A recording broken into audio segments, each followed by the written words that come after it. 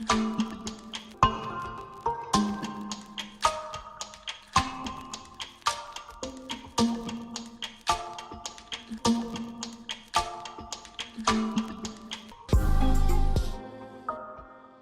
is the XNC Podcast, your Xbox newscast, featuring Colteastwood and Mag, hosting industry interviews and gaming talk live on YouTube every Monday night at 5 p.m. on the West Coast, 8 p.m. on the East Coast. For all of you listening around the world, XNC Podcast is available on demand on Spotify, Google, and Apple Podcasts. Welcome to the show. Join the chat, hit the like button, and let's get into this week's topics with the Xbox newscast. Welcome, everybody. I'm Colteastwood. What a thumbs up from Mag knows that we're good to go. Welcome, everybody. We're going to be okay. It's been a crazy week for gaming. There's some good news. There's some bad news. There's some cool news.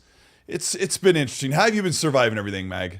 It's been great, actually. It's honestly, like I've said it many times before, it's been one hell of a start to 2024. You couldn't, like, as a podcaster, as a YouTuber, as anything else, content creator, you couldn't have asked for a more eventful 2 months to start the year. You know what I mean? It was just absolutely wild. Usually January and February are extremely quiet. Maybe an odd release here and there, but man, it's been wild. I have some interesting news, actually, that's not on the docket today, but I spent some time, this morning, I spent some time with Ubisoft Studios in Toronto, and I did some work for Massive Entertainment this morning.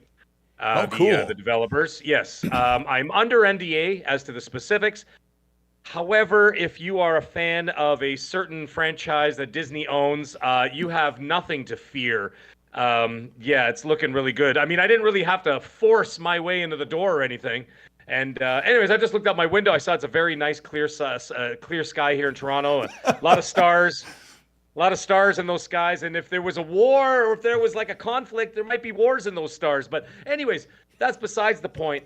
I assure you. I'm sure people understand that Massive is making, I'll just say it so Mag doesn't say anything. They're working on Star Wars Outlaws, which is one of the multi-platform games that I'm looking most forward to more than anything. And I don't know if I'm alone on that. Mag, are you looking forward to Star Wars Outlaws? I'm certainly looking forward to it. I was actually quite surprised that they asked for my input on it. So I was really pleased to be a part of that this morning. I woke up to that. So I was like, hey, that's a great start to my day off because this is my weekend, right? So you didn't ask them to have your face put into like one of the Jabba the Hutt characters? I could just be, actually, you know what? Now that you said that, I'm going to make you a Jawa. I'm going to get, listen, can you make Colteastwood and I don't know who else can, I'm going to make Gaz a Jawa too. Just like, he's got the voice for it. Yeah, he's got the voice for it, right? My daughter, when she was like 5, we would play the crap out of Star Wars Lego, and she was afraid of those characters. And when we watched the movies too, they just scared the living heck out of her back in the day. So, hey, if you're watching the show, welcome. Hit the like button and all that stuff to show your support. I've done a lot of work behind the scenes. I talked to Game Seeker, a guy that I talked to on Discord and played a couple games with. He's a follower of the channel. And I think we should be having a more steady stream. You know, like when you get to this age, you really hope you can have a very steady stream. But I think we're going to be okay. Everything looks green as I look far down on the screen. So we appreciate you guys all being here. What a weird day. I'll start off by saying that I finished the weekend. I finished Assassin's Creed Mirage. It was all right. I'm glad I played it, but it got me in the mood to report on the new leaks about Assassin's Creed. And I put out this video about Assassin's Creed Red that's in Japan, feudal Japan. I did some deep diving. I had some sushi. I sat down at a Japanese restaurant and did my research on feudal Japan, learned about like this 500-year period and made this video. And not a lot of people watched it, but it's a good video if you're excited about Assassin's Creed Red. I got to ask you, Mag, what's your favorite Assassin's Creed, and are you excited for Red? I'm absolutely excited for Assassin's Creed Red. I've done work on other Assassin's Creeds for Ubisoft. I've done testing for them. I've been able to see a lot of the work that goes into them. My favorite ones to date, I would have to say, would be, I got to pick like a top 5 because there's so many of them that are so great. I would say that Assassin's Creed 2, like as in the original 2, like the one with Ezio in Venice, was like Venice, huh? I restarted it on the Ezio collection. It's such a great game. I mean, we thought we liked yep. Assassin's Creed 1, but 2 just like really elevated it. 2 elevated it. It's you know what it reminds me of? It reminds me very much like Tomb Raider. Remember the original Tomb Raider back on PS1, and then Tomb Raider 2, where she actually traveled the world proper. Like you were in Rome, or sorry, you were in Italy, and actually you were in Venice there as well, and then other locations around the world. What an incredible game. Anyways, I would say Assassin's Creed 2 with Ezio. I would say Black Flag. That was amazing. What a nice break of, you know what I mean, of being in like a city. You know, you were able to go to tropical locales and everything out in the Caribbean and all that stuff. Fantastic game. Can I just say that when yes. I gotta interrupt you. I have to. Go ahead. When they first showed Assassin's Creed Black Flag, I was like, "What? Stupid!" And we made fun of it. And I said this at the end of my video that when I saw the Rad Brad do the first 20 minutes, I was watching on my phone at work, and I go, I have to have this, and it became one of my favorites. So don't count them out until they're all the way out, I suppose. I guess, but my favorite to date, I have to say, the GOAT of all GOATs for the Assassin's Creed for me is Assassin's Creed Odyssey. Yes. What I put 282 hours into that game and got the full. I think it's 1850 or no 2850 or 1850 out of 1850 achievements. Took me over 280 whatever hours to do it. Did you play as Cassandra or only my name's Alexios? La, la, la, la, la, la. That's for Red Wolf. Zocker? No, I wasn't playing as Zocker. No. I played as Cassandra because for whatever reason, I know this sounds weird and it sounds strange, but I always, ever since Tomb Raider and the original Resident Evil, I always liked playing as a woman. I don't know what the hell it is. I just like playing as a female character, and whenever I get to choose a character, I always pick a female character and I make it as exotic as possible, so cool looking, and I just love it. And my wife thinks I'm weird too. She's like, "Why do you always play as me?" Yeah, she makes fun of me. She's always plays as a girl, but Cassandra was the better character. She just was she was funny, she was cool, and then she had like the Amazon outfits you could get, and like she just had like the cool. Well, I guess they probably all had the same moves, but my friends were playing as Alexios, and we just made fun of him. Like, come on, Alexios ain't cool. He's lame. And shout out to Red Wolf for saying, "La la la la la. My name's Alexios." Hey, man, Odyssey's probably my very favorite one, but it's really tough to say. And I feel like I'm going to hurt Bayak's feelings because Origins was so good. It's hard to put it in a number 2 spot, but Odyssey's my favorite. But the cool thing about why Mag and I are saying all that is Assassin's Creed Red in Japan is made by the same team that did Odyssey, and it's supposed to be open with that real organic fighting that we love in Origins and Odyssey and some in Valhalla. So I'm looking forward to it, but I don't know how excited people are in the chat. Hey, shout out to Yodani Quezada, who gives out a huge super chat to our moderator, a longtime moderator of the channel. Happy slightly late birthday, Happy Bomb. Chat, please give him Gaz the septic sauce treatment. Let's just say happy birthday every day. But yeah, a happy birthday. And holy smokes. Lotus Esprit just showed up and gifted 50 channel memberships. So, hey, everybody's going to be green today. Wow, that's a lot of green in that chat I see right now, folks. Oh my gosh, that's awesome. That is so awesome. Thank you so much for all your support. Hit the like button. We're going to have a good show. We've got some weird stuff we want to talk about. We've got some fun stuff we want to talk about. I'll give you guys a rundown. You know what? I didn't even update the ticker tape at the bottom. Maybe I'll do that while I give Mag the mic for a moment. But that's kind of important. What we're going to talk about today is the Xbox partner preview, which will give us some trailers for upcoming games coming to Xbox, multi-platform, or maybe just Game Pass. And we also are going to talk about the Star Wars games, where they are sitting, why they're canceled, PlayStation's big problems they're having, and we're going to talk about, oh my gosh, and even more Star Wars games outside of what Mag already talked about, and some returning franchises that we've been begging for a long time. We're going to talk about that. I'm going to enter into the, I'm going to set up the ticker tape. Mag, what have you been playing? We got the Assassin's Creed thing out of the way while I talked about my video and what I finished, but what have you been doing this week? I am wrapping up Call of Duty Vanguard in my attempt to rip through and get all those, getting all those completions on all those different Call of Duties. I've done 3 of them over the last 6 weeks, and Vanguard will be my 4th. So I got to tell you, it's a really, really tough game for achievements and trophies if you're an achievement or trophy hunter. Boy, some of them are easy, like Call of Duty stuff. Like throw back 15 grenades that they throw at you. Easy stuff, right? But some of them, holy mackerel! There's a flying mission. Okay, I'm not going to get into it too deep. There's a flying mission where you're flying like a World War II bomber, and you're diving towards a Japanese warship, and it's shooting up like the anti-aircraft machine guns, whatever, and it's firing up at you and it's spraying like bullets. You have to dive bomb from the clouds all the way to the ship and not get hit by a single bullet. And then you can't take any damage? You can't take you can't even take a bullet.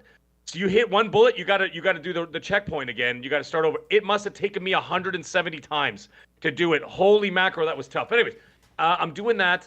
I played on the PlayStation. I played about an hour of the Final Fantasy. Yeah, Final Fantasy. Yeah,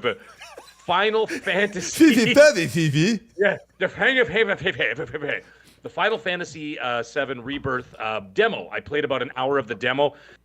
I can't really say I've done anything. I watched a bit of story and I walked around a village. I walked around a village for 30 minutes and I think I ate a muffin. That's all I did. Oh, I mean, what did you play it in performance mode or quality mode? How's it look? Blah blah blah. It looked fine, but I actually didn't mess around with the modes. I didn't even notice if it was quality or performance. Okay. I mean, I was walking, right? So I was walking in a village because like the whole first 20 minutes is just like, I watched the recap of the first game, and then it does a whole cutscene into this new game, and then I end up in some village, and then it's just like literally the mission is to walk around the village, right? Just to familiar yourself with the village, and then I just walked around. I went into a bakery, I ate a muffin, and then I turned it off, and that was it. And Red letter day. That was it. Yeah. Yeah. So I didn't really do much. And then other than that, that's basically it. I'm about to. Funny you mentioned Assassin's Creed because I'm about to get into the new one, and that's it. Other than that, that's all I'm playing. What about you, buddy? I mean, that's it. I'm going to start Banisher's Ghost of Need and probably tomorrow. I need to sit down and watch Dune tonight so I can go see Dune 2. Everyone's talking about that as well. Funny, I never watched the first Dune either. I mean, I watched the 1985 Dune, the one way back when. I watched that one, the one with Sting. Hey, fun fact, Toto did the soundtrack on that. No way. The band Toto, yeah. I did not realize the keyboard player's dad was a big composer, and he's like, I want to do a big movie thing, and so they harnessed their big sci-fi soundtrack thing. So it's one of my favorite soundtracks. Yeah, I watched the first one, so I never watched the reboot, I guess you want to call it. I'm going to. Wait. How do you say reboot in Canada? Reboot? Oh, should I reboot? Should I say reboot? You boot, yeah. It's all a boot. It's all about a reboot. It's all about it. Yeah, so I'm gonna watch that. I'm gonna watch that reboot, and then I'll see the second one whenever. Awesome. But I keep hearing great things about it, so I need to see it. However, I did put out a poll on Twitter and asking about Halo. Funny you bring up a show because I saw haven't that. watched. Yeah, I haven't watched either season of Halo, and so I thought to myself, I keep hearing people hitting me up saying, "Mag, you got to watch Halo season 2. You got to watch Halo season 2. It's wonderful. This and that." Blah, blah, blah. Shout out to Wandering Dutch. He's been talking about it weekly, and I'm like, dude, no spoilers, but just tell me how good it is. And he swears by it. A lot of other people swear by it, and so I put out the poll, and I'm like, listen, guys, I never watched season 1. Should I go back? And it's overwhelmingly like medium. You started with season 1. I didn't see what your results were because I voted for you to start with season 2. I forgot, and you know what? I'm going to look it up while you're talking because I completely forgot what the poll ended up as. I put it as 24 hours, so I'm going to check right now. Okay. But anyways, yeah. But other than that, I watched the first episode of season 1 yesterday. Okay, yeah. I mean, I haven't been compelled to watch that, but my son and I watched the first episode of season 2. So I might go back and finish that, but I just don't sit down and watch as much shows as I used to. What's it say? Okay, so it's almost at 1,000 votes, and it's still going actually, but it's 74% said yes, 26% said no. So I'm going to sit through it, and I'm going to watch the first season. I watched the first episode. It was fun. I mean, it wasn't fun. I mean, there was children getting murdered by Covenant, but I mean, it was still like it was interesting. That looks accurate. Yeah. Yeah. And then, I mean, there was an interesting little thing with a MacGuffin there. Is like, Master Chief grabbed that thing and it lit up, and I don't know what the hell it is. Don't say it in the chat, please. Wait, what's the word MacGuffin mean? You taught me this like a couple months ago. MacGuffin is basically the object that drives a story, right? So, for example, if you're watching Raiders, it could be the arc. Yeah, I knew you were gonna say that. I knew it. Right. So, you know why? Because that term was general. I mean, it was used. That's where it kind of came from. It came from before that, but it was utilized more by Steven Spielberg. Yeah, it was popularized by Steven Spielberg and George Lucas. For example, even Indiana Jones and the Last Crusade, the MacGuffin is the Holy Grail. Temple of Doom, the MacGuffin are the Shankara stones of India. And then the first one, of course, the Ark of the Covenant, right? So, yeah, so the MacGuffin in this one is whatever the hell that thing is that he found in the cave. And he touches it and it lights up. And I'm like, ooh, what's this all about? And then there's some Covenant dude went, and he ran away scared. And so I'm like, this is intriguing enough. Let me watch it. So I'm gonna watch it. I'm gonna give it a shot. Hey, why not? I mean, what's the worst that could happen? You'll see Master Chief's butt cheeks. Oh, yeah. I like butt cheeks and I like Halo. And I mean, they put both in one show. And I'm in, man. All three, 2 cheeks and 1 Halo. Yeah. I know a lot of people say it doesn't follow the games, it doesn't follow the story, but I'm like, I understand that and I respect that opinion. I respect people's opinion. However, I will say that when it comes to source material, it's good to respect the source material, but it's okay to deviate as long as the story is good and it serves the character and whatever else. If it doesn't, I'll make that decision after I watched it. If I don't feel that they served the character of Master Chief, then I'll be like, all right, well, they didn't do a great job. I mean, at this point, the season 2 is pretty good, so you just have to make through what you don't like, whatever. But hey, fine. I got to throw this in there. Yeah. Emperor Hound 393 says the MacGuffin of Canada is Mag. Which is I'm the driver of the story. By the way, Emperor Hound, not to interrupt the show here, but I saw you say something about interning at Ubisoft. I don't know if you were serious or not. If you are, reach out to them. And if I believe you're in Montreal, if you're in Montreal, that's where their main headquarters is outside of the Ubisoft Toronto studio. So reach out to them, send them an email, talk to them, whatever. Just tell them that you're interested. They'd be more than happy to talk to you, I assure you. Anyways, something else, and I won't talk about it because I'm absolutely under... I will get in a lot of trouble for this. You get lashed. I do know... Yeah, I'll get lashed big time for this. But I do know someone who has watched the entire Fallout series. Oh, really? Yeah, that was actually brought up yesterday. I was not expecting you to say Fallout when you were kind of leading up your discussion. Well, because I have people at Amazon too. So I have people everywhere. But my people at Amazon... I'm not going to say any more than that. Are you predicting... If you knew nothing, are you predicting the show's going to be enjoyable? I'm not. I'm absolutely no comment whatsoever. Awesome. Well, I mean, I really like Fallout, and the trailer did a lot for me. Even got me choked up. So I'm looking forward to that. And that's next month, guys. I think it's April when that show debuts. I'm sure it has a date by now. It's 5 or 6 weeks from now. However, it's already finished. It's already been viewed several times. Because they're working on the new slate the rest of the slate for 2024, because they still have the Boys season 4 in hand, and they still have Rings of Power. I don't think Rings of Power is going to do well, but the Boys season 4, they're hanging on to it. They finished filming it a while ago. They're hanging on to it because they want to know where to put it between Fallout and Rings of Power to see, because if both shows fail or they don't take off, at least they've got a winner with the Boys. So if the ratings drag, they'll throw the Boys in between the two shows to bring the ratings back up, right? So I think it'll be interesting to see. And welcome to the TV newscast podcast. This is Mag and I. Hey man, it's about video games. It's about video games. Hey, I'm here for it. I'm here for it.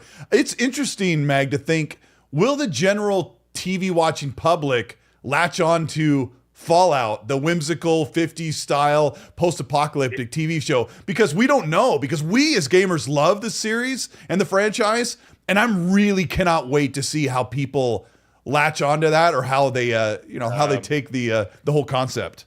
Hey, I gotta say, yeah, go ahead. Yeah. I've been meaning to say this for a bit. I was watching this. Oh my gosh! I looked down and went yellow. Well, there's been 0 drop frames, so whatever I've done, thank you so much for the last week and 3 weeks ago. The show was buffering constantly, and I just want to say, for people who are here live, I know what it's like. I've seen it where you're watching the show and it buffers and you have to refresh and an ad pops up. You have to wait to skip the ad to get back to the show. Thank you guys so much for sticking around with us while I get that stuff ironed out. But it looks like today so far the show is running smoothly. I really appreciate you guys being here, and we got I got a couple of chats that came in. Brad Ward Farite says, well, all right, Meg, you and I talked last night. We'll keep this pretty brief, but I was like, there's something I'm sure you want to say. But Brad Ward says, what's everyone's favorite Sweet Baby Incorporated game? I really enjoyed Spider-Man 2 last year. So Meg and I are going to approach this with kid gloves because people can't people are let me say first. It's like politics. You can't really get into it because people either freak out or not free. I don't know, whatever. It's not worth it. Yeah. Go ahead. I just want to say that it's hard for anyone, even if it's not us, to talk about what's going on with Sweet Baby Inc. without sounding a little bit prejudiced or maybe a little bigoted or a little bit biased. So, and Mag was telling me he was on a show yesterday where people were just taking anything anyone said as either hateful or untrue. I was called a racist. I was called a Republican incel. I was called everything under the sun. I was just like Darth Sidious. Yeah, I was like, anything else you want to call me that's 100% not true, but okay, whatever. Whatever makes you sleep at night or helps you sleep at night. Were there any games that you played last year or recently that you liked that Sweet Baby apparently has consulted on? Is what Brad's asking. Well, I played about 4 hours of Alan Wake 2, and then it dropped off for me because I just got distracted by some other stuff, and I just haven't got back to it. That sounds Other like than me. that, I did not play Suicide Squad. That was a disaster. I played Saints Row, and I actually I actually followed your advice. I played it on mute, so I didn't listen. I saw your tweet today. I swear to God, I'm not kidding. I played the whole game on mute because it was for free on PlayStation. Okay, they were giving it away as a game of the month for PlayStation Plus, I think back in the summer. And so I always check what's, the free games for the month for the Xbox and PlayStation. So I look over at PlayStation, I'm like, oh, Saints Row, I'll download it. It was free. If it's free, give me 3, right? So anyways, I downloaded it and you said, oh, just play it on mute. It'll be better. I played it on mute and what a fun game. I had such a great time. It was basically like an open world, story-driven Fortnite. You're just blowing stuff up and blowing up cars and killing millions of people. And gameplay was good. It felt good, right? Gameplay was so much fun. I had such a great time with it, and I didn't have to listen to one insufferable sentence that was overlooked by a certain company from Montreal. So I had fun playing it. So actually, I'm going to retract what I'm saying. Not Alan Wake.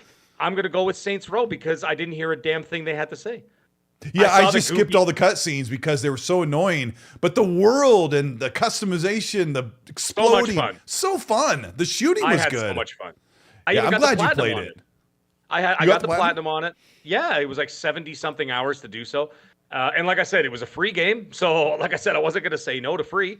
And so I'll say Saints Row. Long story longer. Yeah, ahead, Colt, you got one? I think I spent $60 on it, and skipping all the cutscenes, I think I still got my money's worth. I played Spider-Man 2 all the way through. Didn't love it. Liked it. I did not like that game. I didn't love it. Yeah, it's hard to say. I did not like that game. It felt so good. The world. Maybe that was another game where you could have skipped the cutscenes or a lot of them and still got a good enjoyment out of it. It's just one of those get in the world and do your thing. Ragnarok, I didn't finish. I'm like almost finished with that one. Ragnarok was a bit of a slog too. It was way too long. I think they could have cut 15 hours out of that game. And I understood some of the narrative ideas of the game. I'm not going to get into it in case someone hasn't played it, but I wasn't entirely pleased. I could tell something was a little off when I was like, Kratos wouldn't do that. You know what I mean? Or and I felt like we just did the God of War and the Spider-Man thing like 2 years ago. That's what it felt like. I didn't. I think my biggest disappointment was Spider-Man 2. I was really looking forward to it, and it was nothing about the gameplay. The gameplay was really sound. It was a great game, but the story, I'm not going to get into the details and the semantics of it because it's gonna get people all riled up. But I got to say, it was so distracting to the point where I'm just like, I can't even. If I have to hear Peter Parker apologize one more time for being a man. I was about to throw the controller right out the window. But anyways, other than that, yeah, I would say my favorite one was Saints Row with no sound on. I'm going to do a poll.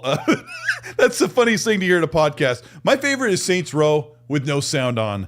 I'm going to kind of split this. I'm going to ask everybody what their favorite Saints Row game is for good reason. Idea. Right. And then I'm not going to say Saints 1 and 2 are so similar. I'm just going to say Saints 1, meaning if you vote for Saints 1, here I'll just write Saints 1 and 2. Saints 3 was different because I loved Saints 3 because it felt really fluid and it played really great. And then 4 was like Crackdown on crack.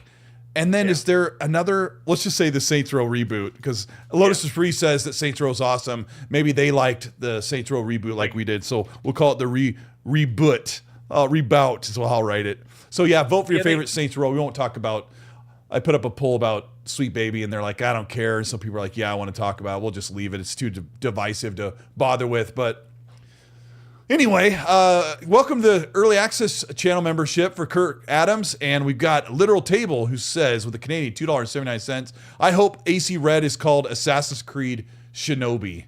That's a nice name. Yeah, there's already a Shinobi game, but I was wondering that, like, what would they name it? And I was thinking about all these Rising Sun. Shinobi. They use one word, right? Shinobi's really good. Yeah, Valhalla. Shinobi's Like Odyssey, Origins. What the hell was the one that was in France? Unity. Yeah, Unity doesn't really mean anything to me. Syndicate. Black Flag was 2 words. Black Flag was 2 words. It was. There was Liberation, which was one of my favorite ones. That was one where you play I think you play as a slave girl, and then she's pulled out of the. It was a whole thing. It was a very good game. I think it was originally a PSP game. That's the side scroller one, like the side view. No. It's an open world game, like a real Assassin's Creed. It was on the PSP. I haven't played it. And then, dude, they ported it to the Xbox. I played it on the Xbox. It was really good. Assassin's Creed Liberation. Excellent game if anybody hasn't played it. Read what Wild Samurai says in the green with the Raz from Psychonauts. It's going up right now. Okay, so Assassin's Creed Rising Sun, Assassin's Creed Shinobi. Assassin's Creed Tsushima is what he says. He or she. Yeah, Tsushima. I mean, it could be Assassin's Creed Samurai, but Shinobi, you play as a Shinobi and one character is a samurai, and apparently they do different missions, like you go back and forth between them when the game calls for it. Shinobi's just too badass of a name. We got to keep that one. Yeah. Who said that? Who said that again? It was it in the chat? Super chat, right? No, it was a super chat, I think. Yeah, it was Literal Table 756. Yeah, from Canada. Yeah, okay, dude, that rocks. What a great name. I love that name. So I think that should be it. The studio Assassin's Creed Red is in Quebec, so I wonder how far away their studio is from the Toronto one, or is it the same? 6 hours. The 6-hour drive. Okay. I do know by looking at a map that Canada is quite large and does kind of go up quite a ways. No. Montreal. It's actually Montreal. It's not. Well, Quebec, I mean, Quebec is the province, but the city. It's Ubisoft Montreal. They are literally from here. They're about a 4.5 hour drive. Okay. So they're actually really close. That's why Ubisoft Toronto and Ubisoft Montreal work so closely.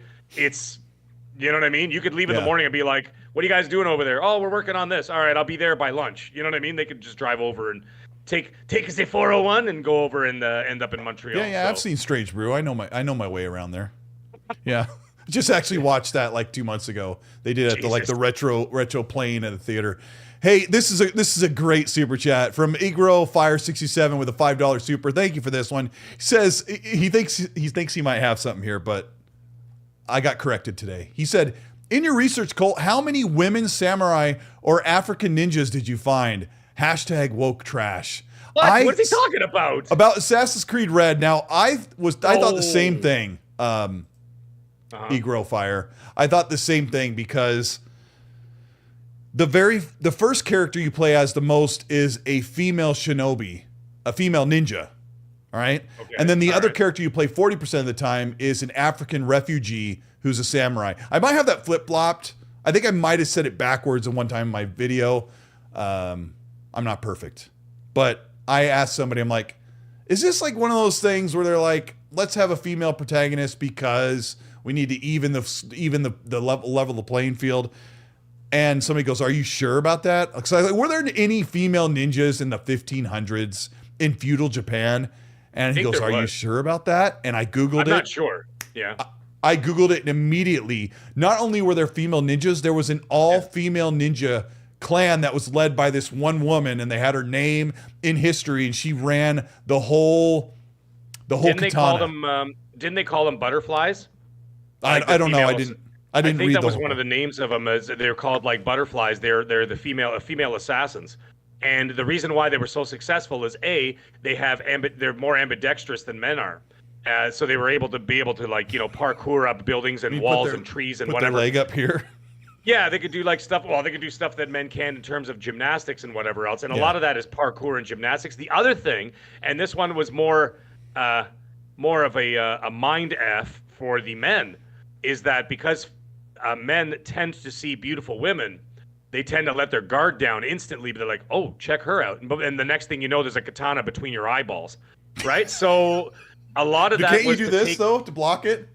Yeah, it's not the Three Stooges. Yeah. A lot of that was done for distraction as well, because, like I said, female assassins were, they were very distracting for men, and so they didn't take them as seriously. And the next thing you know, you're all dead. I mean, if you're ninja, the best thing you want is a small profile and be able to hide and be quick and nimble and agile. And I suppose that would work. Now, an African refugee, I could see the idea being. I could see both sides of the coin. Some people are saying, "Oh, it's just pandering for woke, whatever," or it could be that kind of Last Samurai deal. You remember the movie Last Samurai, where it was like the classic fish out of water tale, where you have a man or a woman from a foreign country, they go to a foreign land, they learn their ways, and all of a sudden become one of them. And like the Last Samurai was one with Tom Cruise, right? Good movie, Tom really Cruise good movie. Great movie. I love that movie. But what was the premise? He came from the Americas and went in there and had to work his way into their. Well, he was training the Japanese on how to fight modern warfare, because he was like a lieutenant or a general or whatever the hell he was in the wars. Oh, okay. And he was training the Japanese on how to fight like modern warfare. And then he ended up becoming a samurai. So it was a classic fish out of water tale but at the end of the day, it was a foreign white guy became one of the best samurai in the clan, right? So it's not that big of a stretch to say, same idea, fish out of water tale of an African refugee doing the same thing. I could buy that. I could buy it. If they could do it with Tom Cruise, they could do it with this guy. I know that people make fun of the Assassin's Creed games. Like they can be made fun of because they try to do so many things, but they do stay fairly historically accurate for a video game franchise of that size. Sean LeBrie says, "You mean like Beverly Hills Ninja?" And I'm like, if they make a game where you play as Chris Farley as a ninja, we are all lining up to that one. And of course, you have to have two salmons as a weapon, that so you could be able to swing the two salmons, as dressed up as a sushi chef. It's an absolute game. That's like the top level. That's the first boss you got to face. Anyways, what's so funny? Quezada says Butterfly, worst number one hit wonder from Crazy Town. Oh my God! You remember that song? Come, my lady, come, my lady, you're a butterfly. I saw a video of that guy last year. He looks like a meth addict, like a 50-year-old meth addict. Is. He probably is. He is. He had no teeth. He's like, come, my lady. He's probably that guy that's, the guy that like sitting at the strip club in 3 in the afternoon, pissed drunk, and all of a sudden he's like, in '97 I had a hit song. It was #1 in America. They were like, who his sons are? Eric. Sure, his sons are the Island Boys. I'll guarantee his sons are those Island Boys. Oh, I thought you were being serious. I guarantee it. Just looking at him, like the Crazy Town guy has tats all over. He's still got the bleached hair, and he dresses like the guy that fixed my tire the other day. Yeah, so he looked pretty ridiculous. An island boy. Oh God, those guys are ridiculous. My God, those tattoos. Can you imagine that? Like that is a little much. One bad mother says, "Fat guy in a little coat," or whatever Chris Farley's game will be. That'd be amazing. We do have video games to talk about, don't we? Yeah, We I think have we been. do. We were talking about Assassin's Creed. We're never Up until the Island Boys showed up in the conversation. never once were we off topic. And shout out to Lotus Esprit. They sent another group of 30 more channel memberships. So just about everybody's going to have a green name, and they'll have the old Raz from Psychonauts. I need to update those pictures and do some other. Need to do some. Let me know in the chat. I'll try and keep an eye on it. What icons you want to see? I've got Perfect Dark. Like, I haven't done Hellblade, but I don't know. Well, I need to make something. Or if you think of something funny, we'll. Sorry, we'll come I'm up with reading something. I'm reading something funny. Sorry, guys. Oh, you I are. just saw the new Assassin's Creed game is going to be called Assassin's Creed Me Love You Long Time. I don't think that's going to be the name of the game, but I will certainly I'll send that into Ubisoft the next time I go to the studios. See if they throw me up. Ronnie Infinite Bradshaw says, Umbrella "I'm surprised you're dude. cold not looking up Yasuki." Let me see. Hold on. It better be a person and not a position. Okay. Oh, an animated series, maybe, is what you're talking about. Or here it is. Yasuki was a man of African origin. I didn't look up the African refugee, but I did look up the female thing, and I'm like, Assassin's Well, Creed. the They know female what they're thing doing. I knew about. Are you guys ready for this? Yeah. Yasuki was a man of African origin who came to Japan in the Sengoku period and became a retainer in the household of Oda Nobunaga. Now, I don't know if Sengoku is one of the 3 feudal Japan periods, but it probably is if they're doing this. But it was funny that's perfect, because when I read that news about the female shinobi, I'm like, I'll bet you they played homage to her, and it looks like they're paying homage to Yasuki. Shout out to who called me out on that? Ronnie Bradshaw. Thank you for that. I could have put more research into that video. Maybe somebody would have watched it. Anyway, yeah. Thank you guys so much. Magnum, I'm not going to say it out loud, but you win the internet for the day. That's all I'm going to say. Magnum, you win the internet for the day. Everybody in the chat, read what he wrote. Magnum's usually really mean to me. Hold on, where is it? You don't want to know what he wrote as the new Assassin's Creed game title, but Magnum. Hey, as far as I'm you concerned, that's those little If I could dumplings that they send- put together. If I could send you a super chat somehow, I'll send you a super chat just for that. That won the internet for the day. Carry on, Colteastwood. Let's talk about some video games, buddy. Let's start with some outrage. Let's make fun of Xbox for putting out a $700 SpongeBob All-Stars Brawl 2 bundle at Best Buy. $700 for a freaking paint job on a Series X, a custom controller that has SpongeBob and Patrick on it. $700. And I already bought it. Stupid. Yeah. Shout out to our good friend Ham Solo in the community. He runs a podcast. Ham Solo said, "What are we doing, Xbox?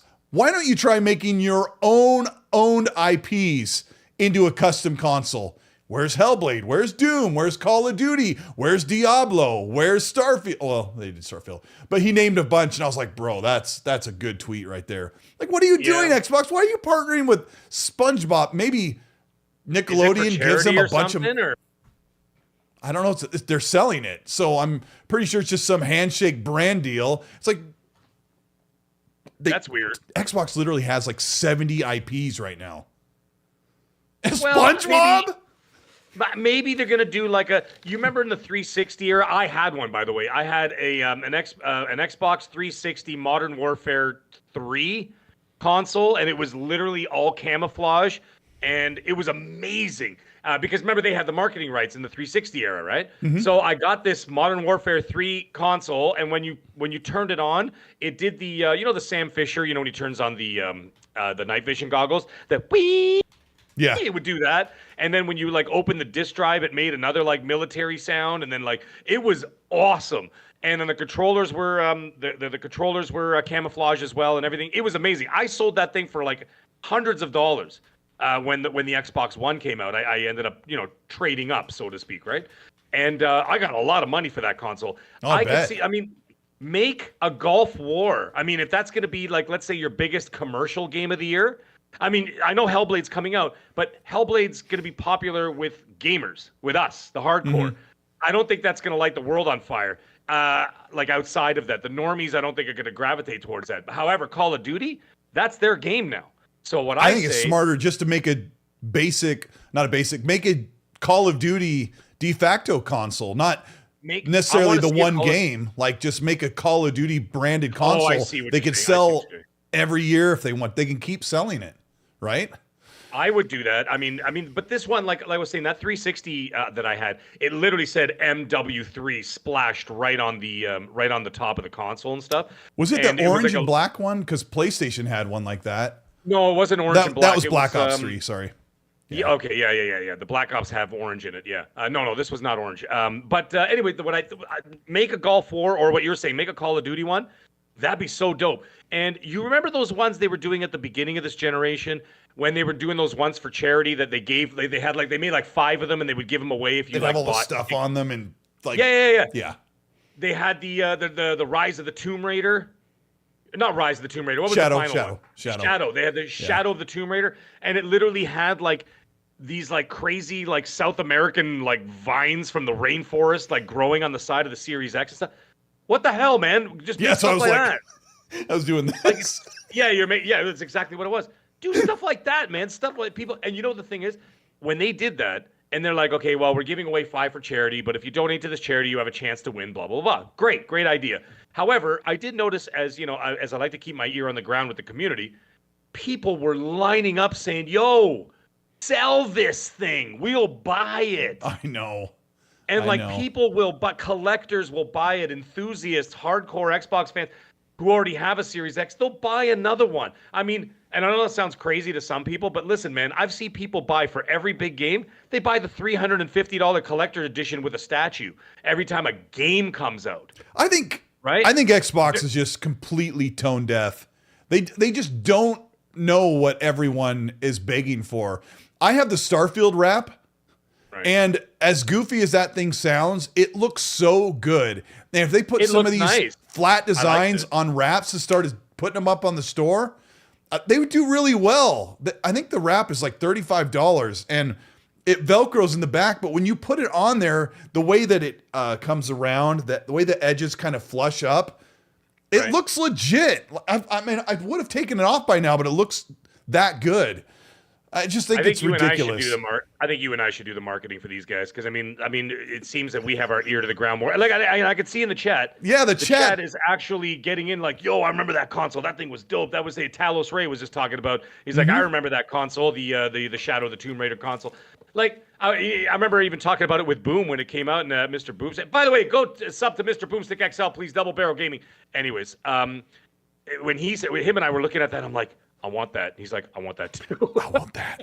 And it's like, we want that. And it's like, and the thing is, even if you don't use it, for the people who have the money, I mean, I know that sounds kind of whatever, but there are people out there who have the money that are willing to spend it. There are people that go out, like, look at you know, not to, you know, call names, but I will call names, like King David with those beautiful statues he has, right? All the Marvel and DC statues, stunning. Those things ain't cheap. So there are people out there who have the money for that. My arcade back here, we collect things. I wouldn't even play that console. I just put it on a podium and be like, look at this piece. It's an art piece. And I would 100% buy it. You sure as I was about to swear. You sure as hell ain't going to be putting no SpongeBob SquarePants $700 for you, by the way. $700 for you. Yeah, Canadian, right. That's true. That's closer to $1,000 for me. I ain't buying no SpongeBob SquarePants Series X for $1,000. God Emperor Sofa King wants that thing. He's been talking it up. But I mean, I know there's people, and they keep saying SpongeBob's super popular, but it's like, oh my gosh, Xbox, you can actually have a slight increase in sales if you have some Xbox IP branded, even if they're just wraps. Like, who was it said, sorry. Joey D1000 here in the chat before I lose it. That's what I was going to say. Go ahead. Okay.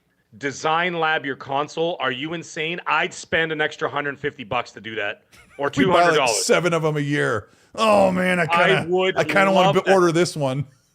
Can you imagine, like, next generation, you get the dockable console and it says the mag right across it, or it says Colt the Liar Eastwood right across. No, it's got my face. Yeah, it's got that, and it says Colt the Fraud Eastwood. Right across there, that's the one. It's got the nose. The nose. I might get that for myself. You already have one, don't you? I was gonna get a shirt made up of that, and when I meet you at at the the June showcase, hey Cole, look at this shirt. In all seriousness, all I'm joking like, aside, it's great, Mag, but you're still not wearing pants. Hey, if you guys noticed, I did a couple tweaks to make our camera feed look just a little bit sharper. So I think it looks a little bit better than it used to. It does. So. I'm watching the second screen, and the second screen is proper because I have a 4K camera, and the 4K Same. camera is not the 4K camera is not being utilized. Right? It's not. It gets compressed. Right? So well, but it's yeah. Discord sharper. shows our cameras, and then I grab those feeds and put them on the overlay, and they're like sub 720p. So I'm doing the best I can so Mag and I look as handsome as possible. Hey, and another reason why we look handsome is because we keep the nether regions slim, trim, and clipped and ready for action with Manscaped, who's the channel sponsor for the podcast, for X&C Podcast. And if you hit X&C Podcast, X&C, just those 3 letters, X&C will get you 20% off of the Lawnmower 5.0 and anything else you want to buy from them. They have shampoo, conditioner, body wash, lotions, aftershave, nose trimmers. But hey, the Lawnmower 5.0 is what they sent Mag and I was just using it the other day. And I was like, it's a beautiful thing. Mag, do you love it? I absolutely love it. And you know what, folks? You don't need Design Lab to make your junk look the way you want it to look. You could do that by getting the Lawnmower 5.0, ladies and gentlemen. And you can get that using the XNC code. You can get the discount of 20%. Just go to Manscaped. Do it there. No need for Design Lab. You can make it. You can put a lightning bolt down there if you want. If you want to be the god of thunder, that's what they call me in bed. But anyways, go to Manscaped right now. Do you make the Starfield landing pad? Just kind of.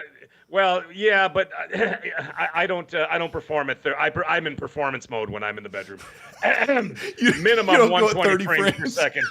Yeah, the ladies call me PC Master Race in the bedroom. So anyhow, yeah, I got quite the hard drive. Anyhow, no software in this bedroom.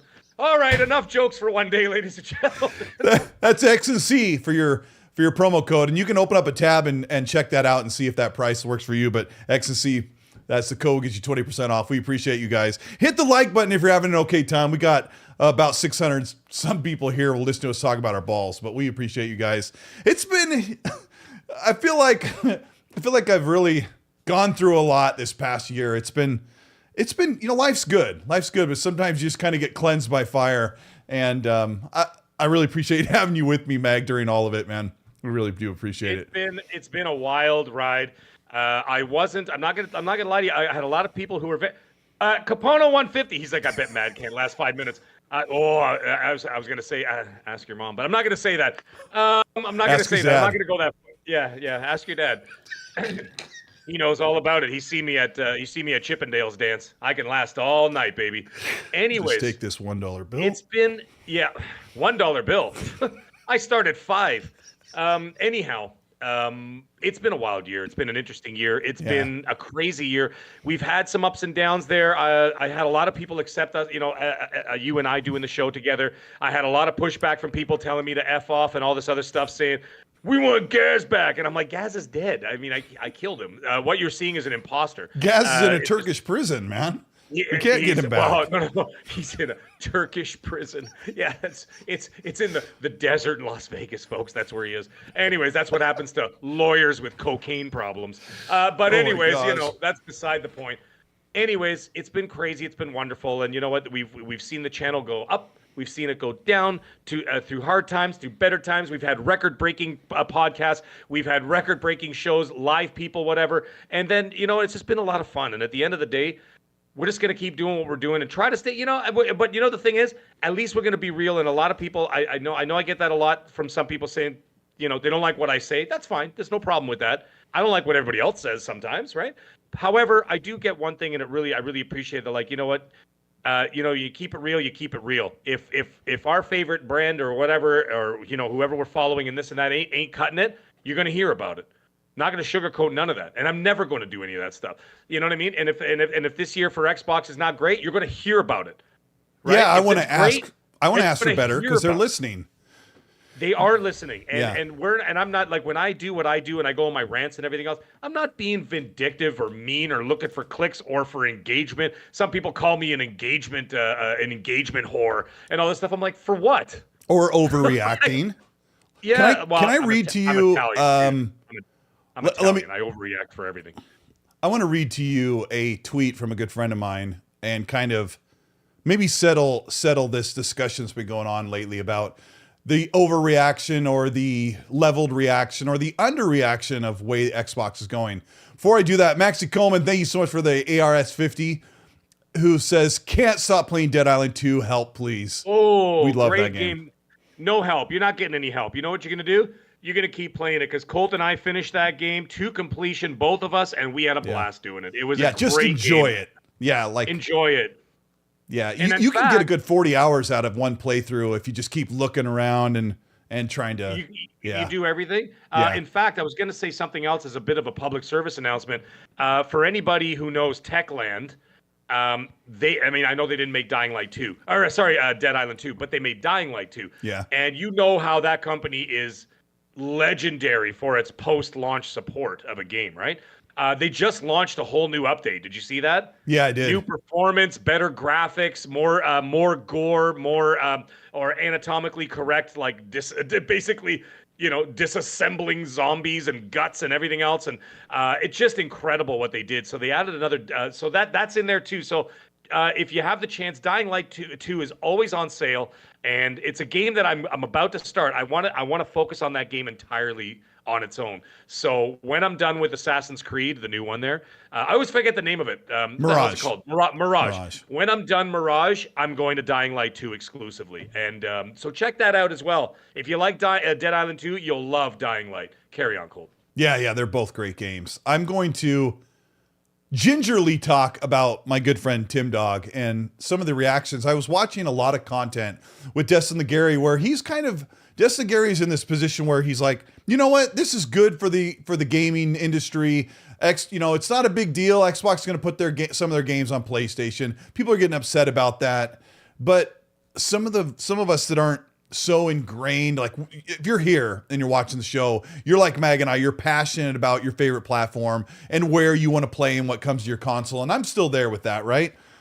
But Tim Dog has been notorious for being very, very vocal about what's going on. People are like, he's having a meltdown. And I've said here on the show that I've talked to Tim on the phone many times. When I get on the phone, he's very calm. He seems very happy. Well, not seems. He's very happy. He's the same jovial Tim Dog. But, when he gets online, that's his venting place. And don't tell him what to do. As a good friend of Tim Dog, don't tell him to stop venting his frustrations. We just need to make sure that we're all keeping it constructive and respectful in as much as it comes to the developers that create our games. And when I say stupid, you're making a SpongeBob console, we do that sometimes, but try to keep it semi, respectful enough. But we appreciate you guys who are here watching the show. And somebody said, keep it PG-13 on the show. And we do try to keep it pretty tame. We always do. Yeah. Sorry about the Manscaped ad. We have a lot of fun with that, but mostly the show, you can have it on when your kids are around and you may not have to go earmuffs. But let me read what Tim said. So I'm going all over the place.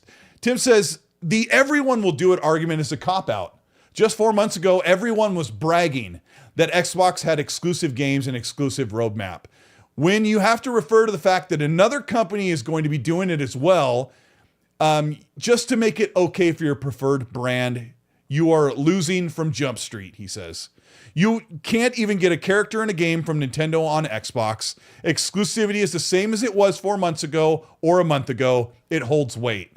So he's saying that the rest of the industry is fully on board with keeping their games away from other people. But Xbox isn't. Now, Destin Gary and a video he reacted to today said that exclusives are anti-consumer. And I've gone away from that phrase for many, many, many years. But Destin and this other YouTuber he was showcasing, Mag, said, if you make someone buy a $500 or $600 console just to play your game, he says that's anti-consumer. I sent out a tweet today, and I'm not going to get angry about it because, I'm going to stay pretty calm. Because you're a reasonable adult. I'm a reasonable adult. I'm not even close to being a reasonable. I'm a reasonable adult, but I'm not mature at all. What I am going to say is the entire purpose of having any form of exclusivity is to get somebody into your ecosystem to buy your product. If everybody has the same thing, then it's just a crapshoot as to why you're buying it, right? So, for example, let's just say in some crazy world that Xbox, PlayStation, and Nintendo all offered the same games. What is the point? Like, what are you going to do? At that point, you just, like, you know what I mean? Like, you're just going to pick one? You're going to have a round robin and decide which one is which? Like, it doesn't make sense. What did you do when you were in high school and you're like, I want to get a detachable face CD player for my car? Or when you said, I want to get a 4K Blu-ray player for my home so I can watch all these movies. What did you do, Mag? When it was time to buy a 4K Blu-ray player, what did you do? I went out and I got I can't even say it. A Blu-ray player. I went out and got the product. When I wanted to play, see, I didn't buy it like, for example, the last generation and the generation before. I bought an Xbox 360 first, and it wasn't towards the end of the generation when, by the way, EB Games, which is now GameStop in Canada, they had this deal. If you traded in 15 games that were relatively recent, you can get a PS3 bundled with Uncharted 1 for free. Holy smokes. Yeah, dude, it was That's amazing. An easy it was trade. It was like in the last 2 years of the generation of the PS3, right? So I got the Xbox 360 first, then I got the PS3. I did not get the PS4 right away. I got the Xbox One. And at that time, I didn't have enough money. At that time, I was just, having my kids and all this other stuff. Just, you know what I mean? And so I had to pick one or the other. I went with the Xbox One to start. And then later on, a couple of years into it, then I got the PS4. But I didn't buy the PS4 until Uncharted 4 came out. Why? Because I said to myself, I can't miss this game because Uncharted is one of my favorite series of all time. Yeah. And therefore, Sony once again got me into their ecosystem. Even though I was playing on Xbox exclusively, I got back into the PS4 and I started playing all their games. And then guess what? I started buying all their games. I stared buying Ghost of Tsushima. I got Last of Us 1. Well, you go to where the games are because that's what makes the console different. Right, but it wasn't just the one game.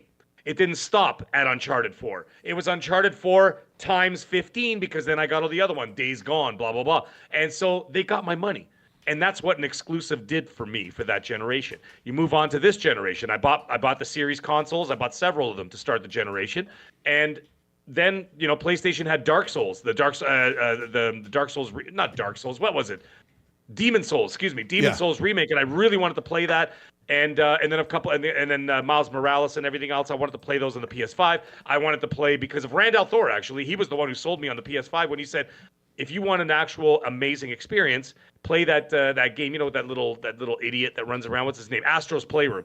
He says you have to play Astro's Playroom, and he says it's little idiot. He's amazing. I know. I don't know what his name is. Anyways, he's saying it's the most amazing next-gen experience you'll ever play. He was talking about it on Xbox 2, and I'm listening to the show, him and Jez, and he's talking about, Were you asleep? You could feel the sand. Yeah.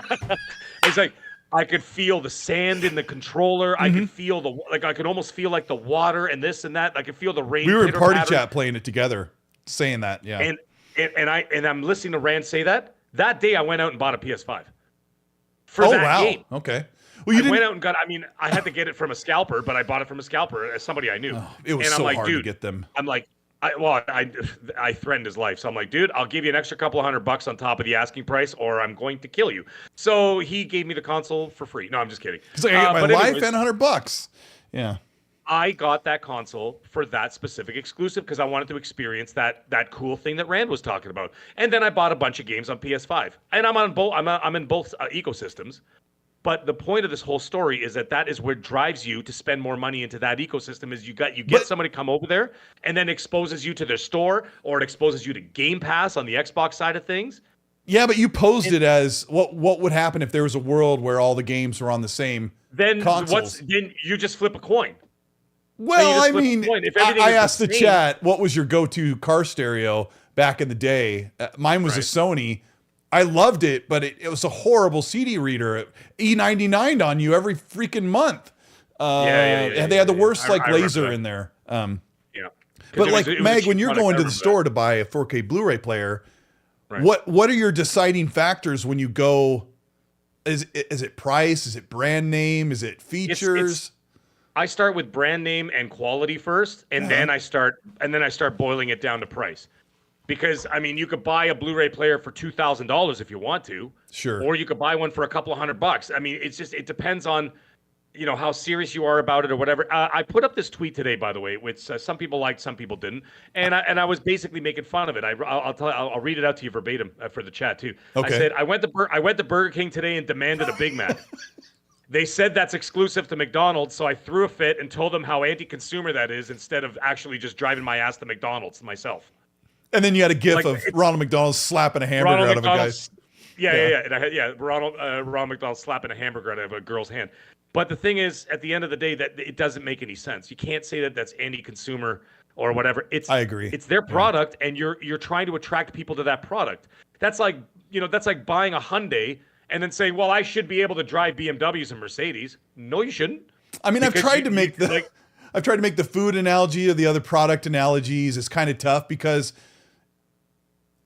consoles are kind of the only product in the world that have their own thing that nothing else can have. It's kind of hard to say, like, if you were talking about firearms, like a bevy of people make the ammo for that, or the attachments, or whatever, the customization. So it's really, it seems weird because the console is the only thing that says you can only use this on this one thing.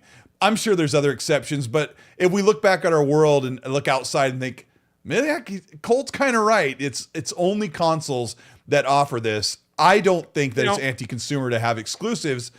I think people should have a choice. Go ahead. They should have a choice. My hot take is, in a world where most games are on every console, which in the grand scheme of thing, there are 400 plus games that come out every year on PlayStation, Xbox, and PC, across all those at the same time, right? So Xbox gets 400 plus games, so does PlayStation every year. In the grand scheme of the things, when you own a PS5 for 6 to 8 years, there are thousands of games that came to your console, and the exclusives, although a lot of them are super popular, they really make up a very small sliver of the experience that is available to you. Of course, you're not going to play all those little games that not many people talk about. Maybe you will. But it's not anti-consumer, and I think it's great to have something unique to your platform. My hot take is, if the games were mostly the same, Xbox console is the way better console. It does back and pat way better. Quick resume's amazing. Oh, people hate this. The game DVR, even though it has a bunch of problems, is still better than PlayStation's capture software. So you got to decide what you're going to choose. But at this point, Tim Dog's complaining about we don't have exclusives anymore, or they're going to start going away, and what's that mean? But in the grand scheme of things, he's already on the console. He's already got thousands of hours and dollars invested in. It's like, why would you just go flip to make a point that no one will care about? Nobody's going to say, I'm going to follow in your footsteps. Well, the thing is, too, with Xbox, I actually don't mind. This is going to sound almost hypocritical from my little speech that I gave a few minutes ago. However, it's not. What I'm getting at here is that I think that each company should have the ability to choose to do whatever they want with their business, because at the end of the day, it's their business. If Sony decides to have third-party and first-party exclusivity for a certain period of time before they drop on PC and never release those games for Nintendo or Xbox, that is entirely their choice. Yeah. It is their company, not yours. You don't have a say. It is their choice. If Xbox wants to keep their games exclusively to their console and PC, or if they decide to keep them there temporarily and start spreading them out, that is entirely their choice as well. I endorse either way, because at the end of the day, it is their business model, not mine. The entitlement is insane in this community. Yeah. Where people it's hard to hear when you say that, though. But I know, but you know what I'm saying? Like, for example, how about this? There's another one. This is going to be very unpopular, by the way. But how about this? Okay. $70 for games. If you actually look at the general inflation of what's been going on, not the hyper intensified inflation that's happened over the last little while, games actually should be closer to about $90 to $100 US. If you're actually going to mark it up with market value and the way things are going, it actually should be 90 to 100. Now, the funny thing is, some of those companies are getting that $100 out of you, and a lot of people don't even know you're getting fleeced out of that $100. You know why? Allow me to say this. 3-day early access, but you got to pay $100, right? And how many people get that FOMO and go bananas it's brilliant. for it? I think and it's what brilliant. Do they do? The company still gets their $100.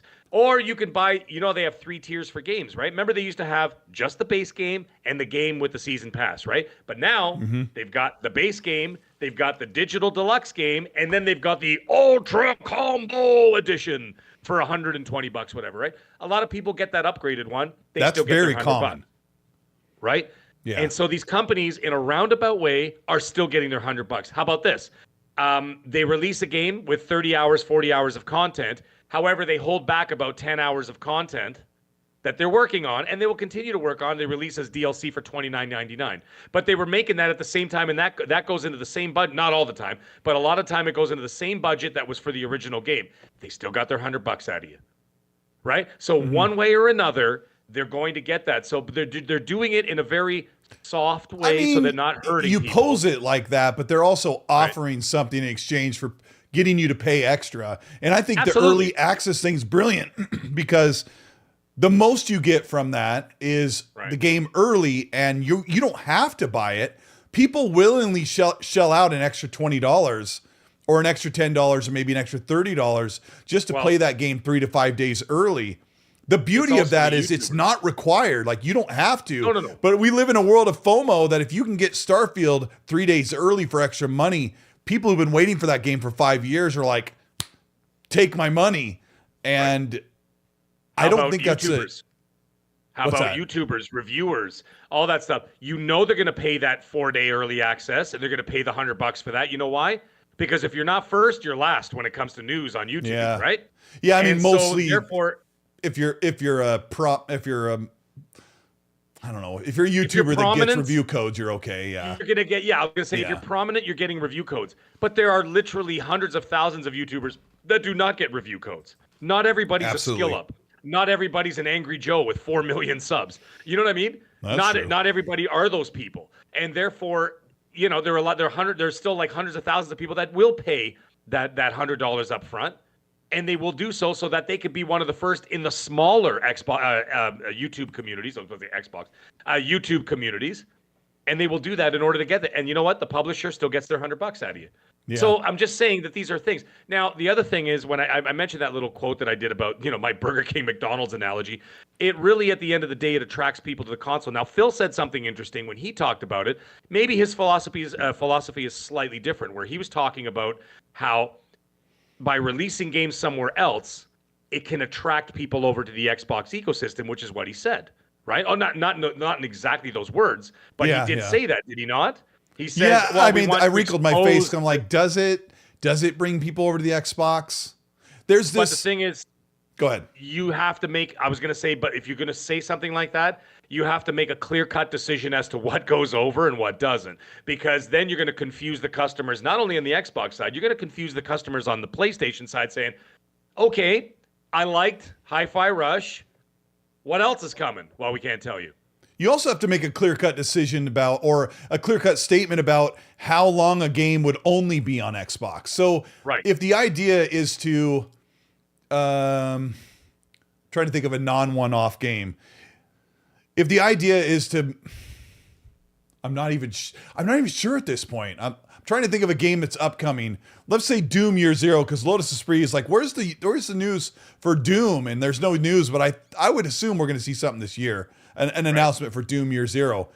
We will. If you want PlayStation people to stay on track with playing the next Doom, you have to have it exclusive so that they'll come over eventually.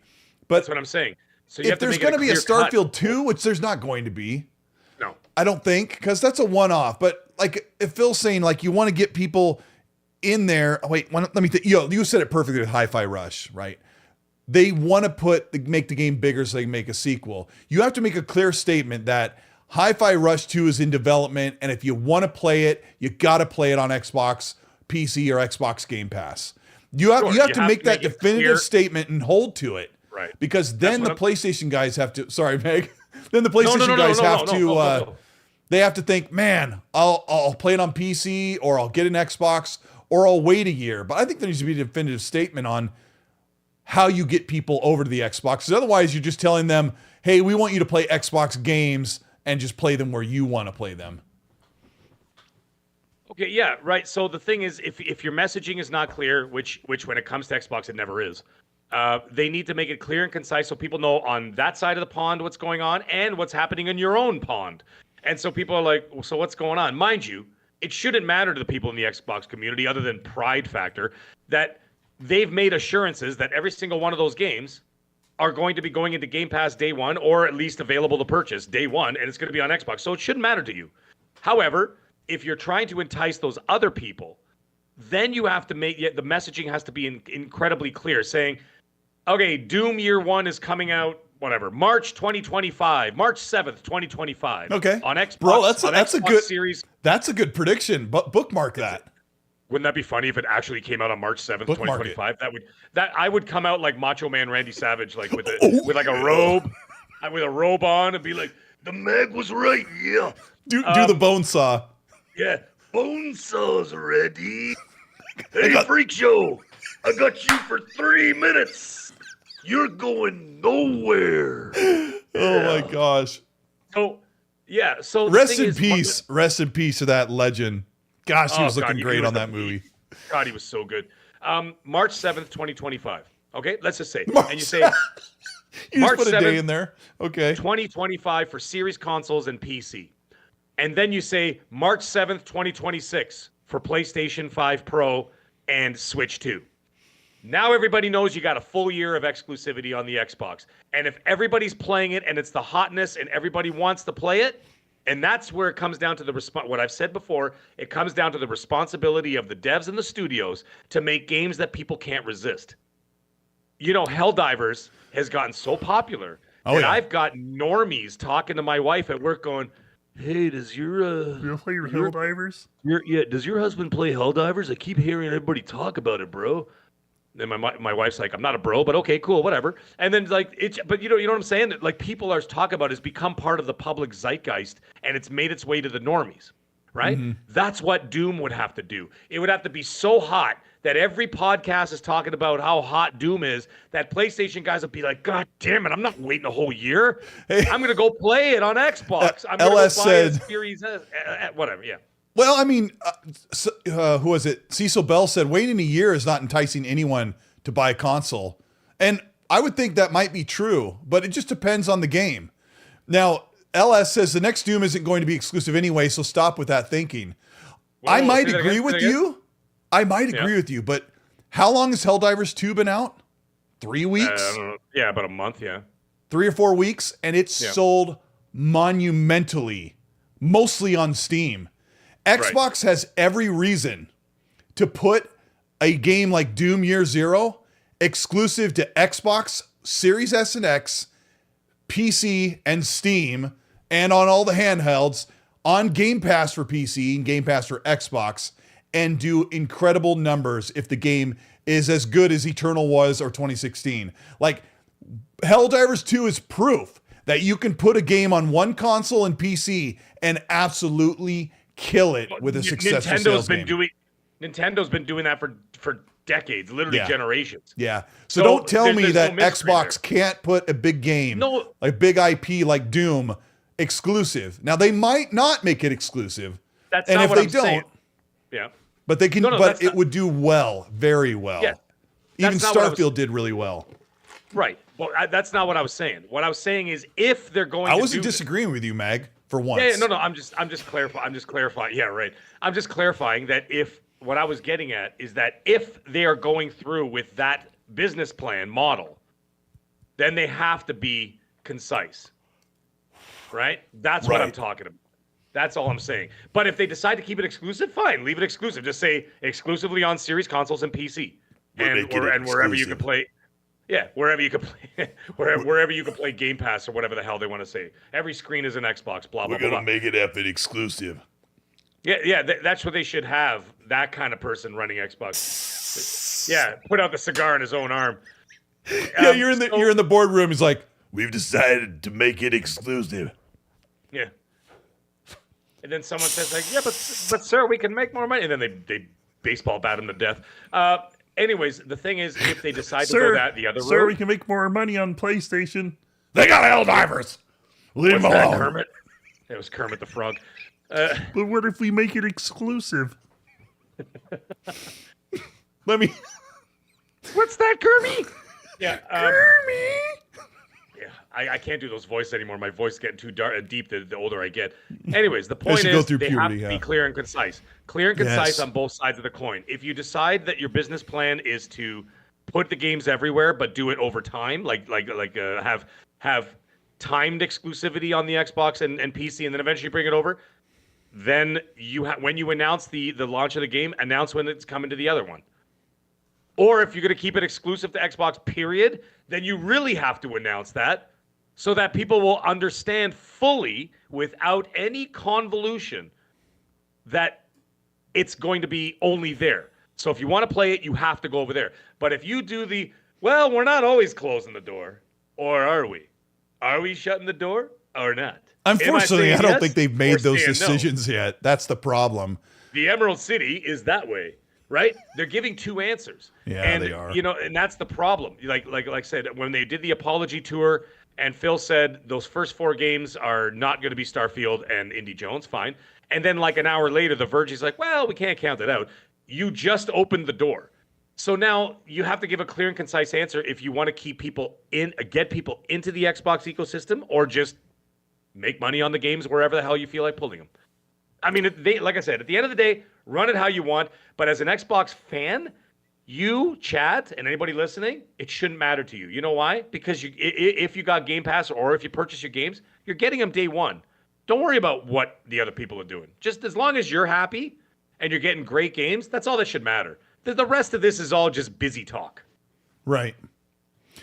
I mean, we had a pretty heated discussion about Xbox, like the downfalls of them giving their games to other platforms, and I had a pretty heated discussion last night with a couple of close people in this industry about if Xbox would start losing big games, like if big publishers would say, you know what, there's not enough people on the console and Xbox, so we're not going to port our game there. Well, really, this problem of Xbox games games not coming to Xbox is really down to JRPGs and some indies. And I would ask the chat and the audience here about how many games a year get announced that are like, where's the Xbox version? I mean, it might be half a dozen or maybe more. So maybe it is kind of a big problem, but we kind of came down to this conclusion, Mag, last night, that by the time it actually became a real problem where more prominent games wouldn't come to Xbox, I think somebody goes, what if in like 5 or 10 years from now, the consoles are selling less and less for Xbox, and then it's hard to get games over there? I'm like, yeah, no, they'll still make games. They're still gonna. If it's not, you don't have to worry about not getting your games. You're always gonna get the games, because the games are. If the Xbox consoles are selling less, but they're selling a lot on the PC side of things, or eventually on cloud or whatever else, or PlayStation and Nintendo, they're still going to make them, because they're still going to be, like I said, their contingency plan is to become the second biggest publisher on the planet. So they're always going to make games. Always. I mean, maybe the games wouldn't come to an Xbox console. That's the problem. That would be generations from now of absolute failure. And I don't see that happening. They're still going to do fine. I've said it a million times. Like, I don't doom and gloom everything. I'm just saying that their business plan is what it is. And if people don't like it, that's fine. But they're not pulling the numbers that they should be pulling. And maybe that's a transition, or maybe they're just not releasing compelling enough software. Would they have to fix that? Absolutely. That is number one. But beyond all this other bull crap that we talk about, number one is compelling software. I'm going to repeat that until, by the way, I got some breaking news for you after about something. So when we go off the air? Okay. No, I'm going to say it after. Here. Okay. I was allowed to say it. It's actually relevant to this conversation. Okay, let me say real quick that the perception from a lot of people who talk in podcasts or talk on social media or forums, right? The perception is Xbox is such a small user base that all these studios don't want to make an Xbox version of the game. But really, that's not the truth. Xbox has half the amount of Xboxes as the PS5. PS5 is one of the fastest growing consoles right now as it's slightly starting to surpass the Switch. Xbox is halfway behind them. The Xbox hasn't sold 5 million. Like the Dreamcast didn't sell enough consoles, right? I think that was their major problem. Xbox has a major foothold in North America. Their presence is horrible in the other parts of the world. So you have to remember, just hone it down to reality that the Xbox console platform right now on Series S and X is not as small as we think it is. They're only 2-1 behind the Xbox or behind the PlayStation, and Nintendo Switch is still slightly ahead of the PS5 for now. So yeah, I don't know. It's I mean, that's already slowing down too because everybody knows the Switch 2 is coming. Anyway, sorry, go ahead. Yes, it is. No, I'm just trying to get my thoughts out quickly. That Phil is making headway with Japanese studios. He only started doing this a couple years ago, and when you see a Square Enix game come to PlayStation, it's because Square Enix gave them a bag to keep it away from Xbox, and that is eventually going to be remedied. And the thing is, though, what did that do? What did that do? That drove people to their consoles because everybody's talking about 2 games right now. What's everybody talking about? 2024 we're in the 3rd month of 2024, and the only thing people are talking about are 2 PlayStation games. So Helldivers and Final Fantasy. Yeah. It worked. So clearly it works. Yeah, there it is. Like that is the proof of the pudding. Yeah, Riskit says 3-1. Like the past couple months they've been outselling Xbox 3-1, but overall they're 2-1. They're 2-1 worldwide since the consoles launched. So, and that's the reality of it. And we're not talking about how it's selling now, but the publishers and developers aren't saying, should we make an Xbox version? Look at the sales last month. No, they're looking at how many customers are available to us, and that's when they make their choice. The other problem is JRPGs have been neglected from Xbox for so long. There's no user base, and there's no meaningful user base on a green and black box that buys the JRPGs because they've never really had them. Not really.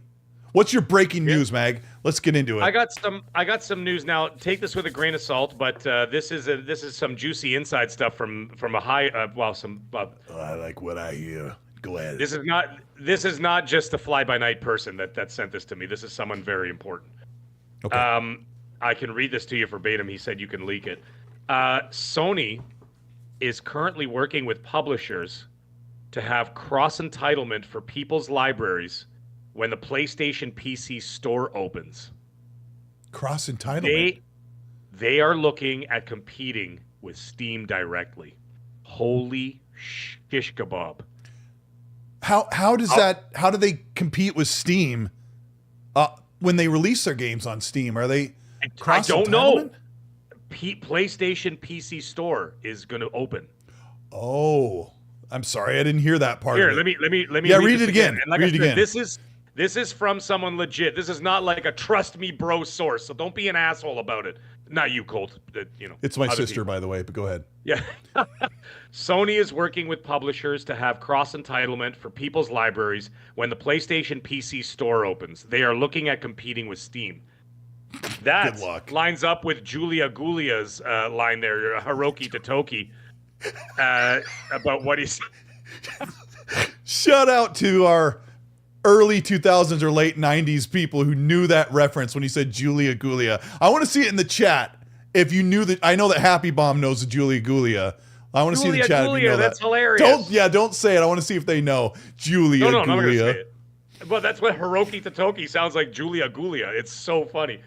Listen, I understand that people are finding it funny. They're saying competing with Steam. We understand that they're not going to compete directly with Steam. Oh yeah. That's a semantic. They're going to be. Yes, it's just thank you, Colt. It's just a semantic of them rivaling Steam with their own service. I've gotten so much trouble for saying that Xbox is competing with PlayStation, and they take that as Xbox is ahead has crossed the finish line and is putting the champagne. Wait, I can't do that motion. Putting champagne all over themselves. No, it's not. Yeah. Wait, no, it's not Wedding Singer, is it? Yes. Oh, I thought it was the other movie. I thought it was her other movie. No, it's Wedding Singer. It is Wedding Singer. I thought it was Never Been Kissed. It's when what's her name? She's gonna. It's the same girl. She's gonna marry. Yeah. What the hell's her name? I always forget her name. Anyways. Oh, because her husband's last name was Gulia. Yeah, that's right. His name was Glenn Gulia. And he's like, and that's what Adam Sandler's like, your name's going to be Julia Gulia. That's hilarious. Bro, when Billy Idol came out in the airplane, I was like...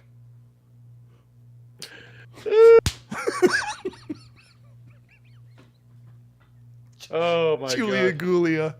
Oh, Cole didn't remember the reference. I swore it was from Never Been Kissed because it's... Oh, crap, I forgot. Drew Barrymore's in both movies. Drew Barrymore, thank you very much. I swore it was Never Been Kissed because she was like, Julia Gulia, and she had to go back to high school. So, yeah, it was. Yeah, and then there's that whole scene when she's like, she's doing the thing. She's practicing for the wedding. She's like, hi, thank you for coming to the wedding. My name's Julia Gulia. She starts crying because of the name. Yep.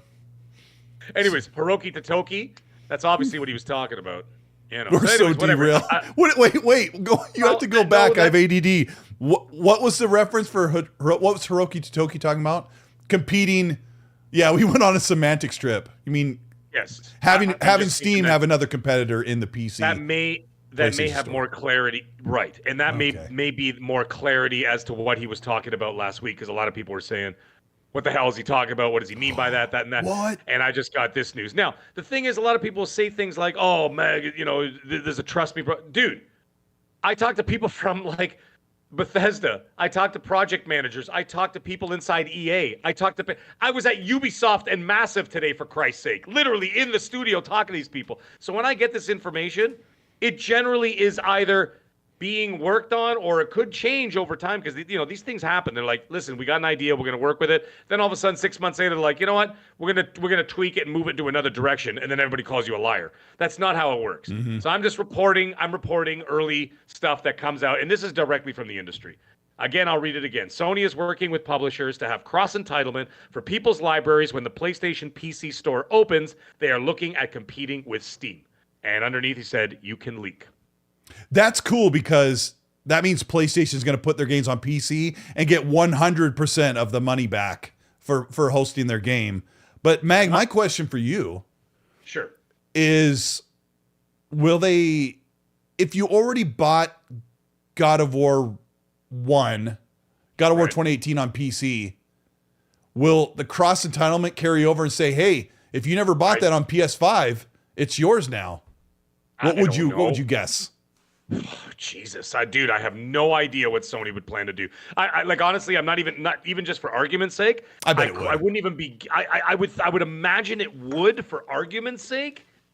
But at the end of the day, Sony, they do some, they do Sony things. I mean, they have, how many games have they put on PC? Like 20 or 15? I wasn't even going to say that high. I was going to say not even. Are they even in double digits? Oh, no, maybe 12. Chat, help us out. I think they've got God of War. Ghost of Tsushima is supposed to be announced this week or very soon to come to PC. They've got Spider-Man. They've got Miles Morales. They've got the Uncharted games, the Last of Us games. Oh, they have all the Uncharted on there too? They've got the Uncharted Legacy of Thieves collection, I think. Okay, that's only Uncharted 4 and the DLC. Okay, so that's basically one game. That's Uncharted. And isn't there a rumor that they're making the Uncharted trilogy to be remastered or on PC? Yes. No, they are they're remaking them. They are remaking them from the ground up. Yes. Okay. The first one for sure. I don't know about part 2 and 3. So yeah, maybe I was way off, but at least 10 games. Hold on, we got Fonz calling here. Hold on. What does Fonz want? Fonz, you're live on the air.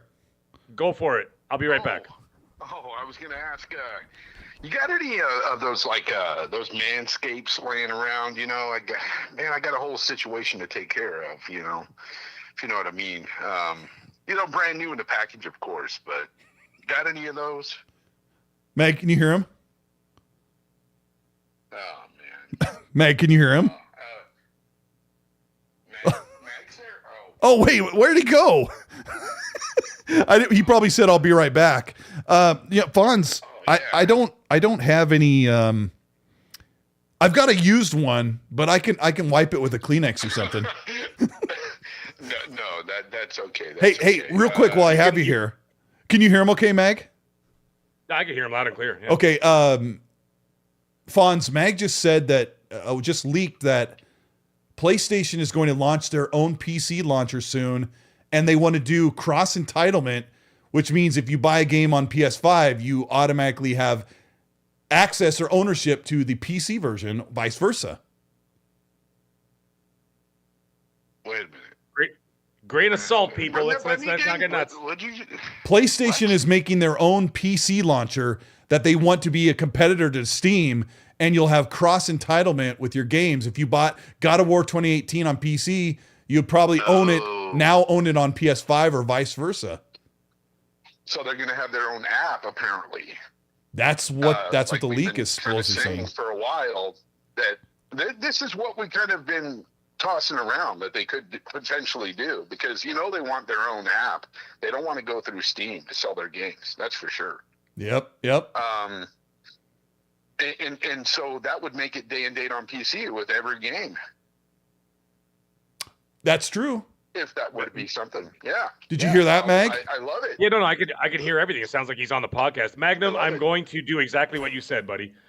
Trust me, bro. Yeah. So one of the guys in the chat, Fawn, says Mag has to follow that up with "Trust me, bro." Hey, you know that's going to happen because Risket's already, by the way, Risket's already put it on Twitter. It's true or not? Hey, this is just something that's rumored, right? I mean, it's what we do. Hey, Fonz, tell everybody where they can. Rumors and speculation. Tell everybody where they can find your channel and where to watch your show. You could find it in the dumpster behind your local Ace Hardware. That's where you can find my channel, because it's in the dumpster right now. Anyways, Fonz Gaming, the YouTube channel out there. Yeah. GTL Live. It was good talking to you. Hey, I was calling. I honestly didn't know you were live until you answered and said you're live. My show's so popular, Man, I totally forgot. I was spaced out. I was outside dealing with that car alarm and everything. Anyways, I'll let you guys go, man. I just wanted to, say hey, but you're live. All right. I'll check you on chat tonight. Later, brother. See you, bro. Yeah, I was on Fonz's show yesterday. We had a good discussion about a lot of this stuff. So that's cool. Yeah. So anyway, that's what I got, and this guy's a pretty high up. So this guy's very, very, very trustworthy. So I'm gonna go with. He's pretty much batting 1,000 out of 1,000. So okay. Yeah. Let me read some supers, since I'm kind of behind here. Yeah. Wait, I thought I had one here. Oh, no, I got it. Okay.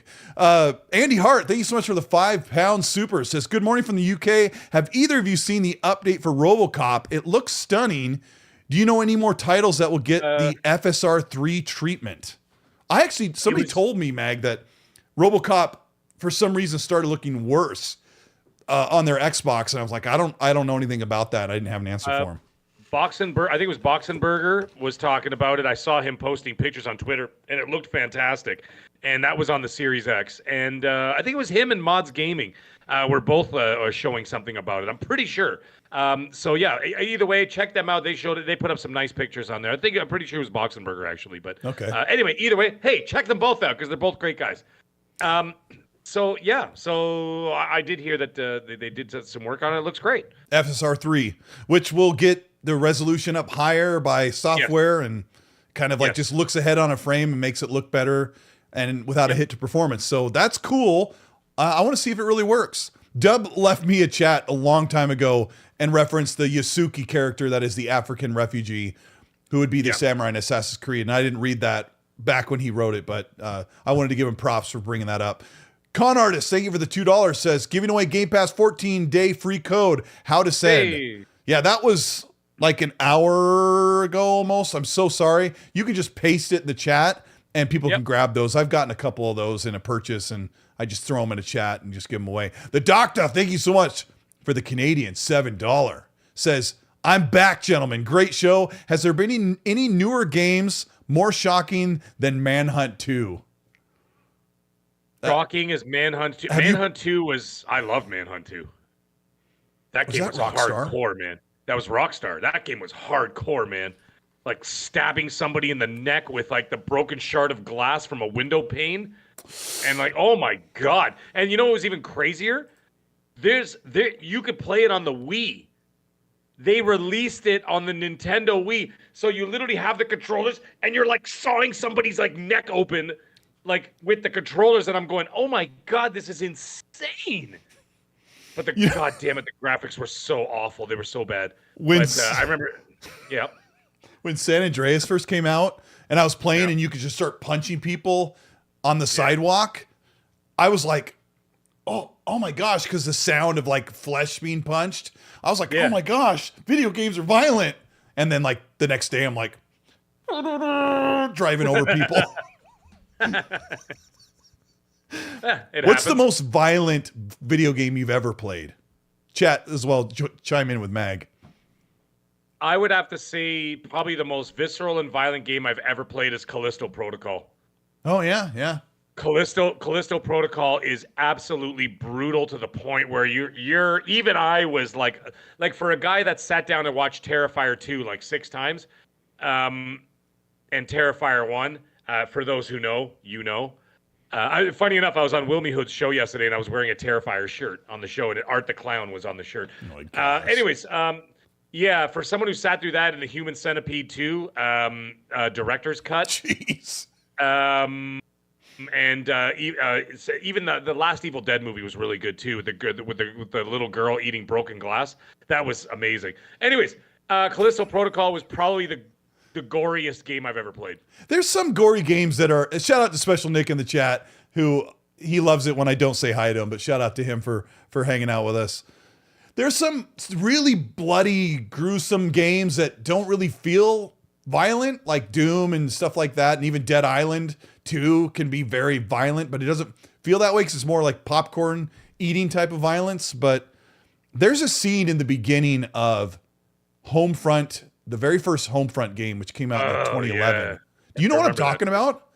It bothered me so much. You just brought it back to me. Yeah. Do you remember? Do you actually know exactly what I'm going to talk about? That's weird. I know exactly what you're talking about, because how the hell else can you think of anything else? You were on the bus. Bro, oh my gosh, we're on the same wavelength. Yep. You're on the same Denver, wavelength. Colorado, I think, and US gets invaded by North Korea, and they're there and they're piling people up, or they're holding guns up to them. And there's a mom and a dad up against a storefront, and they tell their child to not look because the soldier's going to execute the mom and the dad in front of this 4-year-old child. And you're passing by on the bus looking at it in first person.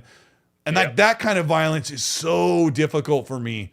But then I like to go back and just ripping the flesh off of zombies.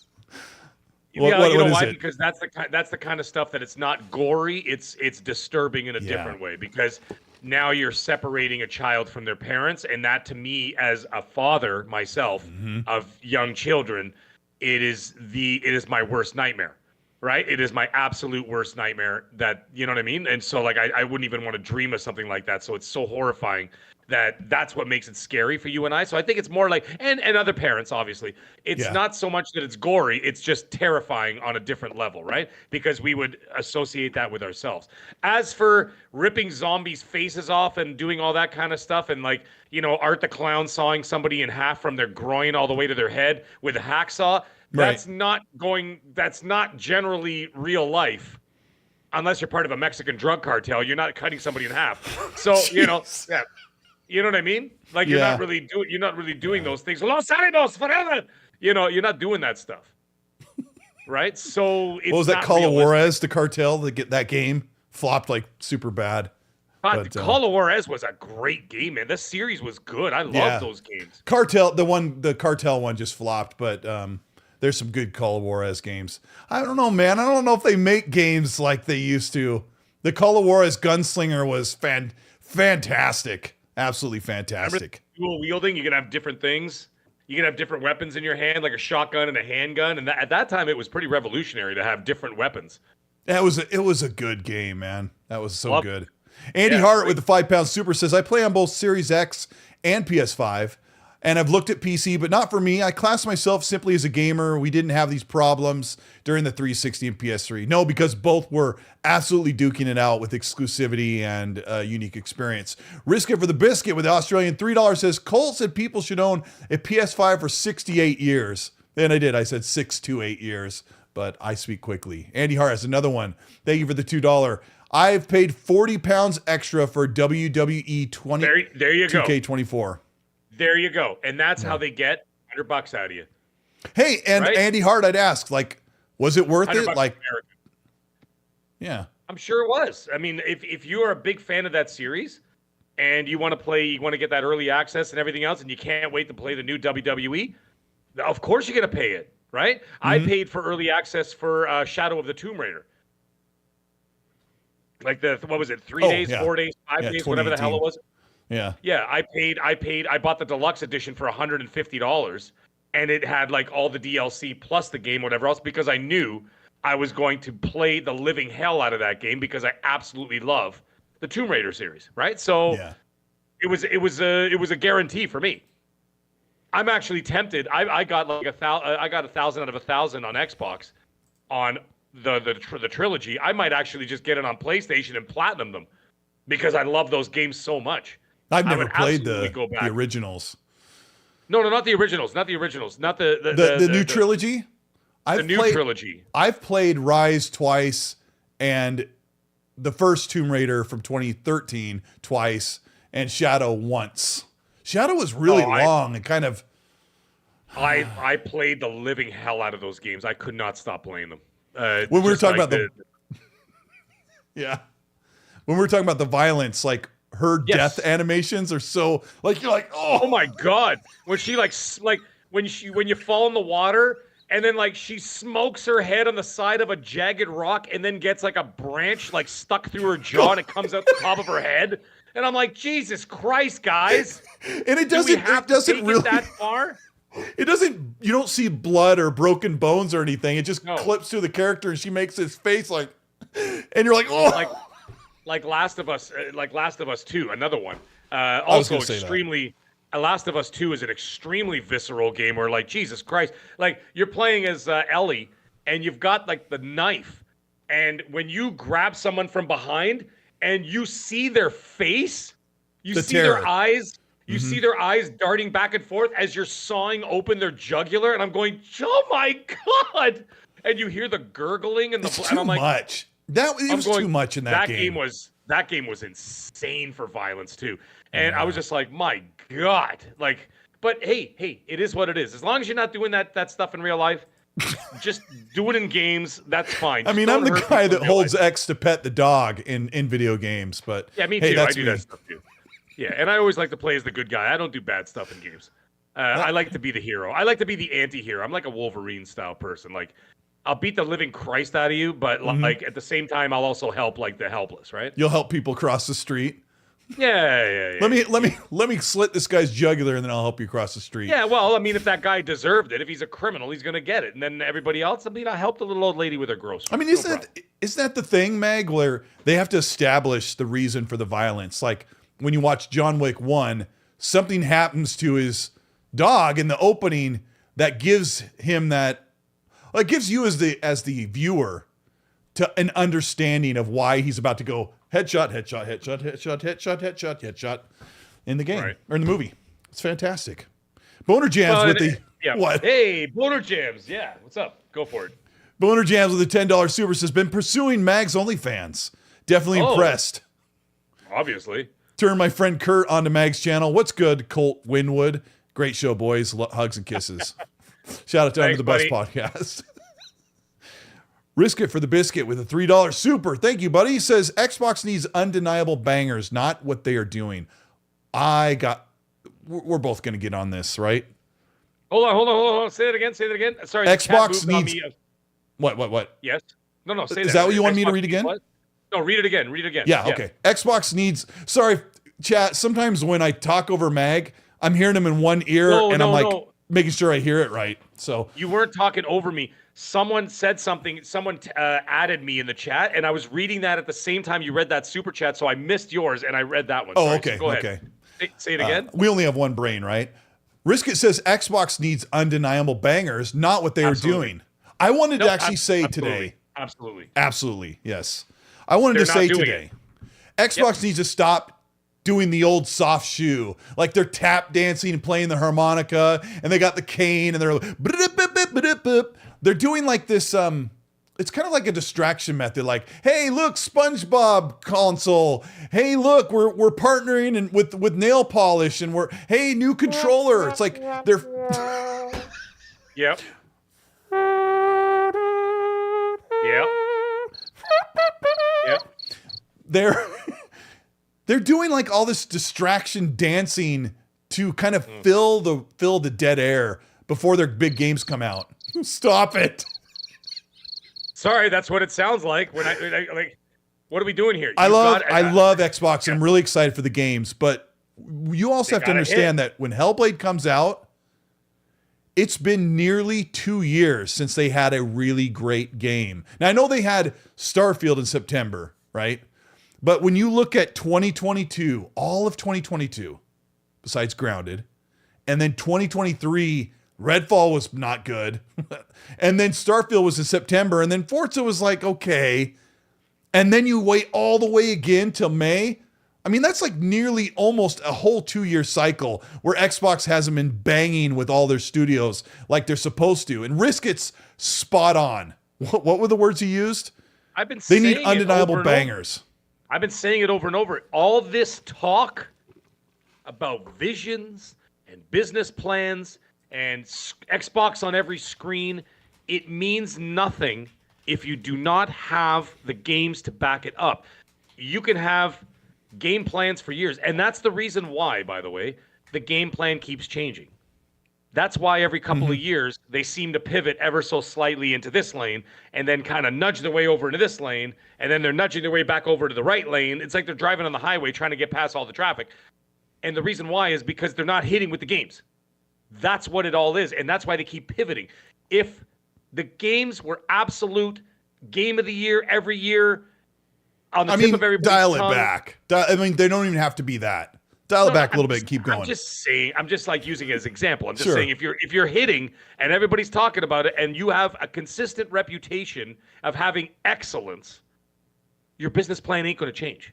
You don't have to go for a you don't have to go for a Beyonce tour every 3 years and explain what you're doing now. And then I mean, if Pal World was Xbox's game, like if Xbox helped make that game or it was from one of their studios, right? It would have really helped this conversation go in a better way. And I'm only saying this because I'm not a mustard heart. I'm saying this because Xbox tries to fill in this dead air with this tone deaf kind of like they kind of wave a colorful banner over here or there. And I'm like, just get your games out. Because the thing is, it's not consistent, Colt. That's where it is. Like you and I said this. For example, if you get one big game, okay, and it hits, and it's awesome, and everybody's playing it, awesome. But then you don't have another one of those for like 2 years. You have okay experience, then you have a mediocre, then you have a bad one, then you have a good one, then you have an okay one, but you don't have a banger. And then it takes a couple of years for that, and then all of a sudden you've lost the momentum. And that's what the problem is. You need momentum. Like, think about it, if you want to think about it in relativity to social media, right? TikTok. You release one TikTok video every 2 months, you're not going anywhere. You got to release great TikTok videos every few days or once a week. You put out an Assassin's Creed Red video that doesn't do very well, you're not going anywhere. But Colt, the thing is, Yeah. if you make a video once every 3 months, you're not going to get in the algorithm, and then you're not going to be in the conversation. So it's the same idea here. It's the consistency. Twitter, same thing. When I put up my videos on Twitter, I don't do it as often, but it does get great engagement. But the thing is, if I don't follow it up with stuff, I lose that engagement, right? So that's what ends up happening. So people get in and then they drop off. And then some people just don't go back. Some of these brand deals aren't what the fans are waiting for. And it's not what brings people to the platform. It's having great, like Starfield was really successful and everybody was talking about it. It was making TikToks. Everyone was playing. Everyone was putting in an average of 80 to 100 hours. Like Starfield was great. And then when it slowed down, Forza came in and, you just have this lull again. And I think it's been half a year. Obviously by May when Hellblade comes out, like these games are just going to come out consistently. But I got to jump forward to Fonz's super chat. He said, remember the discussion we had last night with Rand, he says, about Xbox not having system sellers. And I asked in that party chat with Rand and Fonz, I said, what was Xbox's system? What other system sellers they've had this generation? Like games that were so awesome and so popular that people were like, I got to buy an Xbox. Starfield was one of them. What was it before that, Mag? Nothing in 22. So what was it in 21? Was Psychonauts 2? Is a lot different. No. Now, hold on a second. I'm going to pump the brakes on this. Okay. You said system seller. Psychonauts 2 is my favorite game, my favorite Xbox game of this generation. Multi-platform. But it's made by, it's still a Microsoft game or an Xbox game. But I wouldn't buy a $700 console. And that's what it costs for us. I wouldn't buy a $700 console to play Psychonauts. So you talk about system seller, there is none. How about Hi-Fi Rush? Hi-Fi Rush was very popular, did really well. It's a great game. It's a double A game that I'm not spending $700. Come on, double A doesn't matter anymore, Mag, because the double A games are killing it right now. They're killing it. But was Hi-Fi Rush a system seller? No, I'm not spending $700 to play Hi-Fi Rush. I played it for free-ish. Okay. Chat, you're in this as well. Do you think Hi-Fi Rush helped sell Series X's and S's? Not a chance. I think it might have, but I don't think overall. No, Hi-Fi Rush is amazing. It scored really well. What was before that? Psychonauts 2 was Halo Infinite, a system seller. I loved it. It might have been. I loved it. Yeah, it might have been. Was Forza Horizon 5 might have been a system seller too, but you know that's what? 2021. Forza Horizon 5 was an excellent game. Mm-hmm. But we're not talking down. We're just trying to taking a step back. Racing is not like generally people won't buy a console for a racing game. Racing is already a niche product as it is. I know 20 plus million people played it. However, there were 20 plus million people already in Game Pass who didn't have to dish out $70 to buy it. Forza Horizon is not just. It's one of the exceptions to the typical racing game. Like for some reason, people who don't really play racing games really end up enjoying Horizon because there's just something special about it. But yeah, I'm with you there. I'm with you there. I would have said Halo 5 and I would look at the Xbox One generation. To me, had more system sellers. Like for example, the launch lineup. I know it's 10 years ago. I understand I'm like living in the past with that one, but it was 10 years ago. But I can absolutely tell you when they had that showcase for the Xbox One, and they showed Rise Son of Rome, they showed Dead Rising 3, they showed was it Crackdown? Yeah. I can't remember. There was a whole bunch of there was like 4 or 5 games they showed for the launch of the system, and I was like, holy crap, I need to buy this. Like they had a pretty good launch. It comes out. It was incredible launch, and that sold me on the system over a PS4. Titanfall. Without question. That's right, Titanfall. I mean, Titanfall was a system seller. That's why I bought the console. I bought in March. I waited in March. I bought that. That's when I bought. 3 months? We're going to talk about Titanfall in just a moment. Yeah, I waited until March when the Titanfall bundle came out. I'm like, all right, fine. I'm buying. I was still playing on the 360. I was like holding it out. I'm like, I don't know what to do. I don't know what I'm going to get. And I was like saving my money. Nerds and Other Legends, thank you for the 2. It says, without great messaging, it's irrelevant what's exclusive. And I think Nerds is talking about. We were talking about that earlier, like an hour ago. Yeah. And it was. It's the messaging. Yeah. Yeah, it was like a half an hour ago because you're thinking they need to let us know what the expectations are for exclusivity. Is that where you're at, Mag? Not for Xbox fans. Xbox fans shouldn't worry about what they're doing because you're getting the game day and date on Game Pass. It's like that list thing. I just noticed I could see my mouth moving in the reflection of my camera. Now it's tripping me out. Udana Kizada. Udana Kizada, thank you for the $5 super chat. You don't have to super chat. You're the long-standing mod of 139 episodes, plus some. Cross entitlement, he says. Is that when guys peeing in a urinal or too close together? I hear that's bad luck. You never, ever cross the streams, Venkman. Never. Never cross the streams. Yeah. Magnum says, trust me, bro. Pixel Q, thank you for the 5. 75% of Xbox owners have the Series S. Incorrect, Pixel Q. 51% or maybe 50% of the Xbox Series owners are on the S. The rest are on the X. Pixel Q says, maybe devs can't or don't want to downgrade or optimize for the weaker Series S. 53 million PS5s and only 7 million Series X. Well, all that written to have misinformation.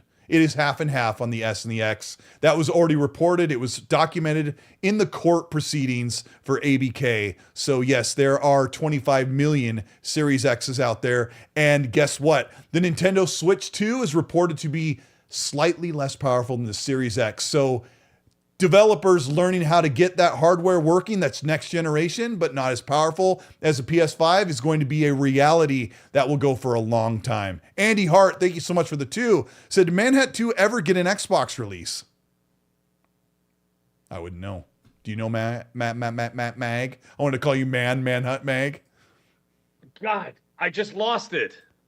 Well, Sorry, I was reading it. No, and I accidentally closed this. I actually closed the screen because I was looking at the last, the new Andy Hart super chat. What, you lost somebody in the chat saying something?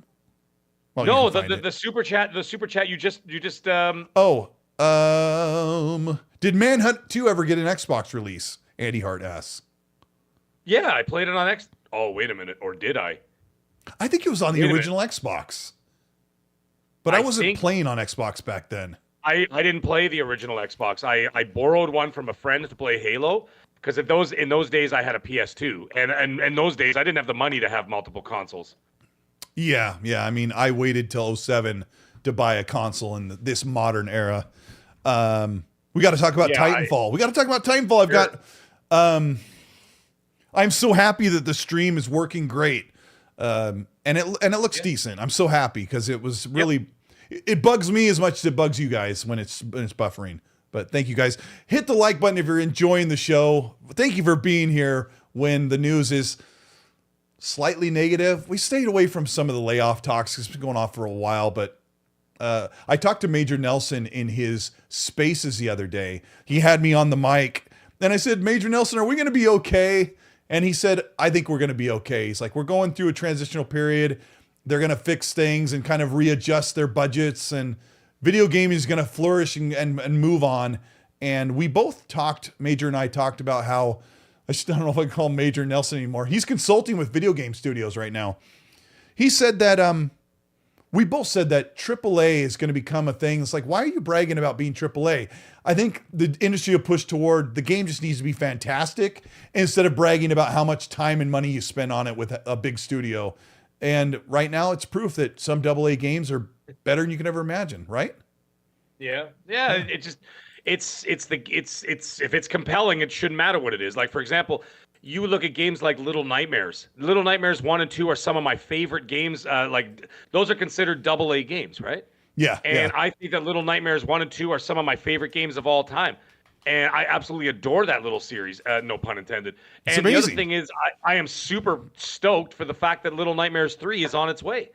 And I'm going to be there day one. And it's not a $250 million game or whatever. You know what I mean? So Kyle Flanders, he's like, because I said I didn't have an OG Xbox this week. I want to take Mag's card back. Let me tell you something. Now I'm going to have to answer you like Homer Simpson. Shut up, Flanders. I couldn't do it. Sorry. That was actually pretty good. That was pretty good for a cold voice coming in. No. Kyle Flanders says, why is Colt so down, though? No, I'm pretty happy considering how much crud's been going on. Like, there's a whole outlook of, like, what's it going to be like running a channel if Xbox is kind of wishy-washy with their messaging, or if we have to wait to see what they have to say. Like, I'm pretty happy and enjoying the games. And I put out a Assassin's Creed video today that did not perform well at all. And I went, Then I went, what are you going to do? Because somebody told me the other day, it's probably super ancient advice. Why sit and worry about something you have no control over? You're just spinning your tires. Yeah, let's talk about Star Wars and Titanfall. Okay, sorry, I got to get this in because we're running longer than I really expected. Sure. Mandalorian game by Respawn. It's supposed to be a first-person Star Wars Mandalorian game. You play as a Mandalorian, not the Mandalorian that played by Pedro Pascal. This was supposed to be a really great game. It was midway in development. There's some really cool stuff about it. There's some iffy stuff in development. That's been completely canned. Respawn said, Mag, that they're going to continue working on the next Jedi game after Fallen Order and then Survivor. They've got a third one in the works, so those are doing really well. But let me look at my notes. They are also planning a Titanfall universe game. Respawn is working on a Titanfall universe game that is not Titanfall 3. The game is from the director of the original Titanfall in 2014, sorry. The game is set in the Titanfall universe, but don't get your mindset that it's Titanfall, says Jeff Grubb of Games Mess. He says, like a game with online multiplayer and single player, it'll be set in the Titanfall universe. I'm like, why don't you just call it Titanfall 3? I mean, that sounds like, Apex Legends is also part of the Titanfall universe, and I hate that game. So I really hope it's nothing like that. Gaz. I mean, is it going to be a big online multiplayer with a single player campaign that's Apex Legends, but it'll have no mechs in it? Because it's in the Titanfall. I prefer no mechs. Like, I actually found that the first Titanfall did it better, more tastefully. I thought the second one was over mechy, and it was like it's like a sleazy Hollywood producer. They're like, we're making a sequel, eh? More mechs all the time, and it's like, can we calm down with all the mech bullshit? It's way too much, man.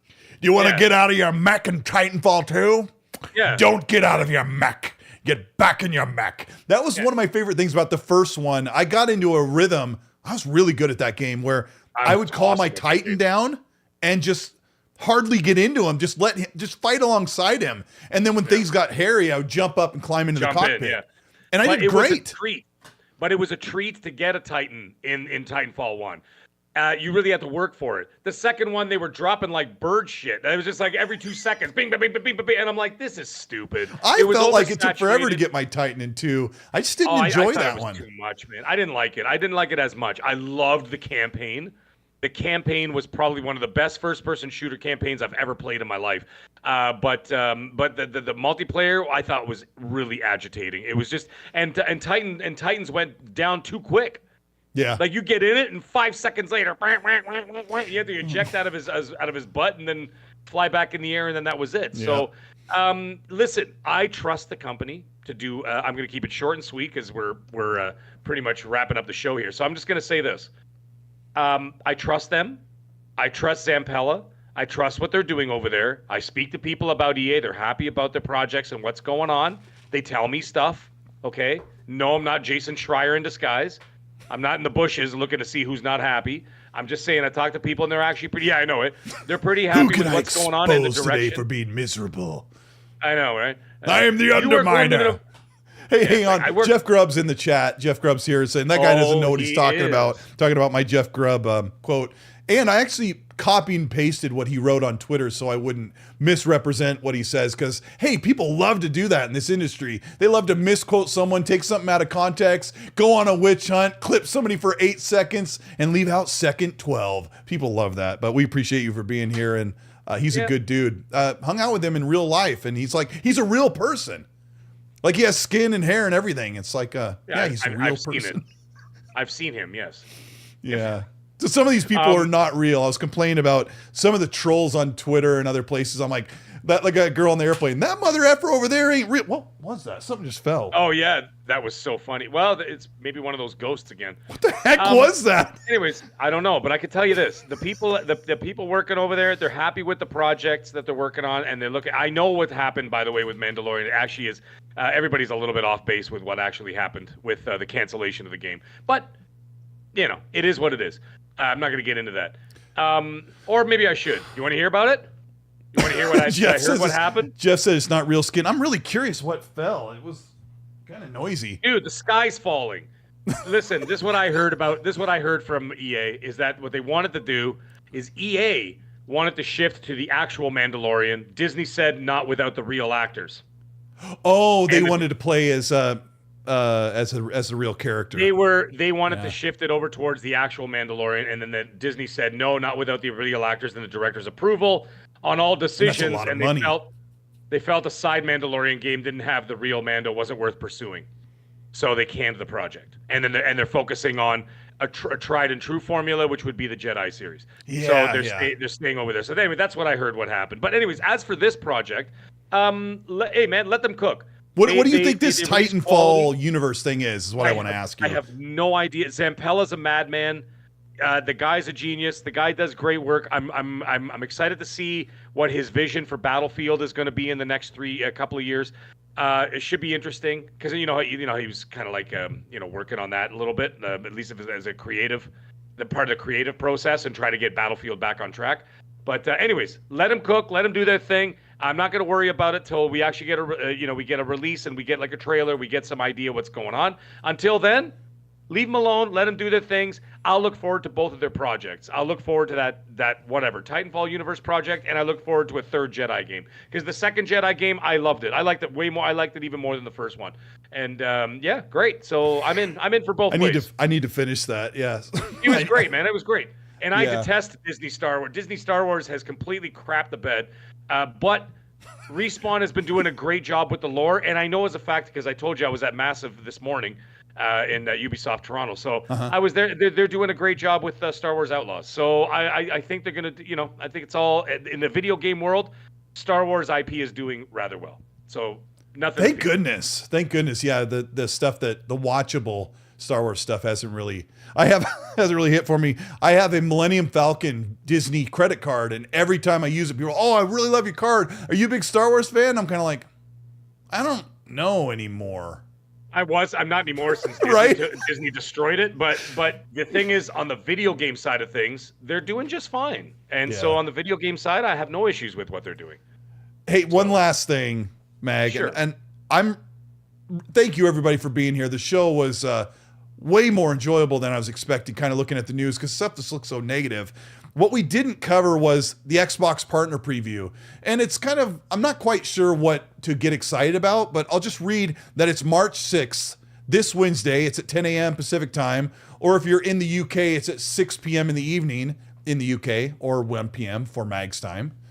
Capcom, Nexon, and EA are going to be there with a dozen new trailers and some gameplay. It'll be a 30-minute broadcast. And there's games like Tales of Kinzura, Zao Kunitsu Gami, the Path of Goddess game, which is a JRPG or Japanese action game that is really, really cool looking. And First Berserker Kazan. I look at those names and I'm like, what? But hopefully it'll be a really enjoyable little thing. But they said in the article, Mag, they said, no bull crap, basically, just gameplay, and just get you into the gameplay, talk about the games, and get you out of there with the stream. So we have that to look forward to this Wednesday. So that's what we have for Xbox news. And I think we're going to do all right. I think we're going to be okay.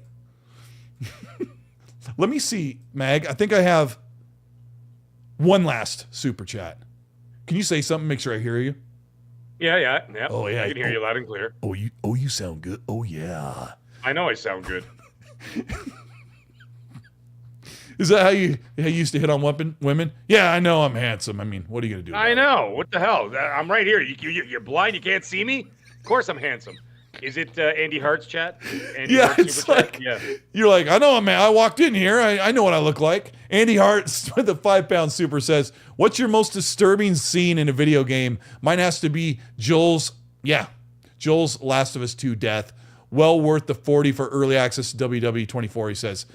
Yeah, that would be my most disturbing video games thing I've ever experienced. And I even knew it was coming, was Joel's death. Was just like, I was doing this. That whole scene was really intense because, I mean, I wasn't turning my head or nothing, but it was really intense. The music, that throbbing music is like boom, boom, boom, boom, boom, boom, boom, boom. And then you could hear like it was almost like your heartbeat. It was like it was trying to mimic the idea of your heartbeat, and like Ellie on the ground, and they had her pinned on the ground, and she basically couldn't do anything but watch, and she's screaming, I'm going to effing kill you. I'm going to effing kill you. Worst. And this the and worst. that. And then he's getting, whatever. It was brutal. But I got to say that there's a scene. I think that the scene from Homefront was more disturbing for me because it was so upsetting. And there was that. And then the other one would have to be also from Last of Us 2 being possibly one of my favorite video games of all time and the most visceral game of all time, that one. There's that scene with Ellie with the pregnant woman. Oh, yeah. Yeah, I'm not gonna say anything beyond that. That was also just, oh my god. I'm sorry, didn't enjoy that game. Sorry. There were some great combat segments, but yeah, that game just made me feel icky, and Well, that's what it was supposed to do. Yeah, It's I don't like supposed to that. make you- Thanks, Neil Druckmann. The idea is that, again, I'm not going to go, explaining it all, whatever, but I'm just going to say that it was all about, revenge. When you seek revenge, dig 2 graves, one for yourself. Yeah, that's and a that good was the saying. whole idea behind it. And that was the whole idea, is that when you're blinded by it, you don't realize the wrong that you're doing and how it's changing you and how it's ruining, and how it's slowly destroying your soul. And that's exactly what it was all about. And then that whole scene came to a conclusion, that whole scene with Ellie and the pregnant woman. And that's where she realized, what have I done? And without saying it, all you saw was her face and her lying on the ground staring at the ceiling. And that just that whole moment, she realized that she changed. And then, you know what I mean? And the real her was coming back out, basically saying, we need to stop. And it was so gut-wrenching that it was just like, holy crap, man. No video game ever made me feel anything like that before. Yeah. So I would have to say that. Anyways, I'll leave it on that note. I'll leave it on that Let's go. note and play Saints Row on mute and play Dead Island 2 because it's better than it should be. And Time for bed, Colt. yeah, it's Old time for man bed. needs to sleep. I'll probably just be enjoying the week. I'm going to play Banished Ghosts of New Eden this week. Mag, what game are you going to play, and where can they find you if they are stalking you? I am wrapping up Call of Duty Vanguard. I'm moving on to Assassin's Creed Mirage. And then once I'm done that, which should probably take me about 2 weeks to get that completion, hopefully, then I'm going to move on to Dying Light 2. I'm excited. Awesome. I can't wait to hear. I want to see that big update that they put in there. They just put it in. So it's updated and ready to rock. So I say in a couple of weeks I'll be playing that. So that'll be my April game, I guess. So I'm looking forward to that. So either way, it was a great show tonight. Chat, you guys were amazing. And it's glad to see everybody here. And then, hey, we'll do it again next week, man. We'll have more things to talk about because 2024 has been one hell of a crazy year. Yeah, it has.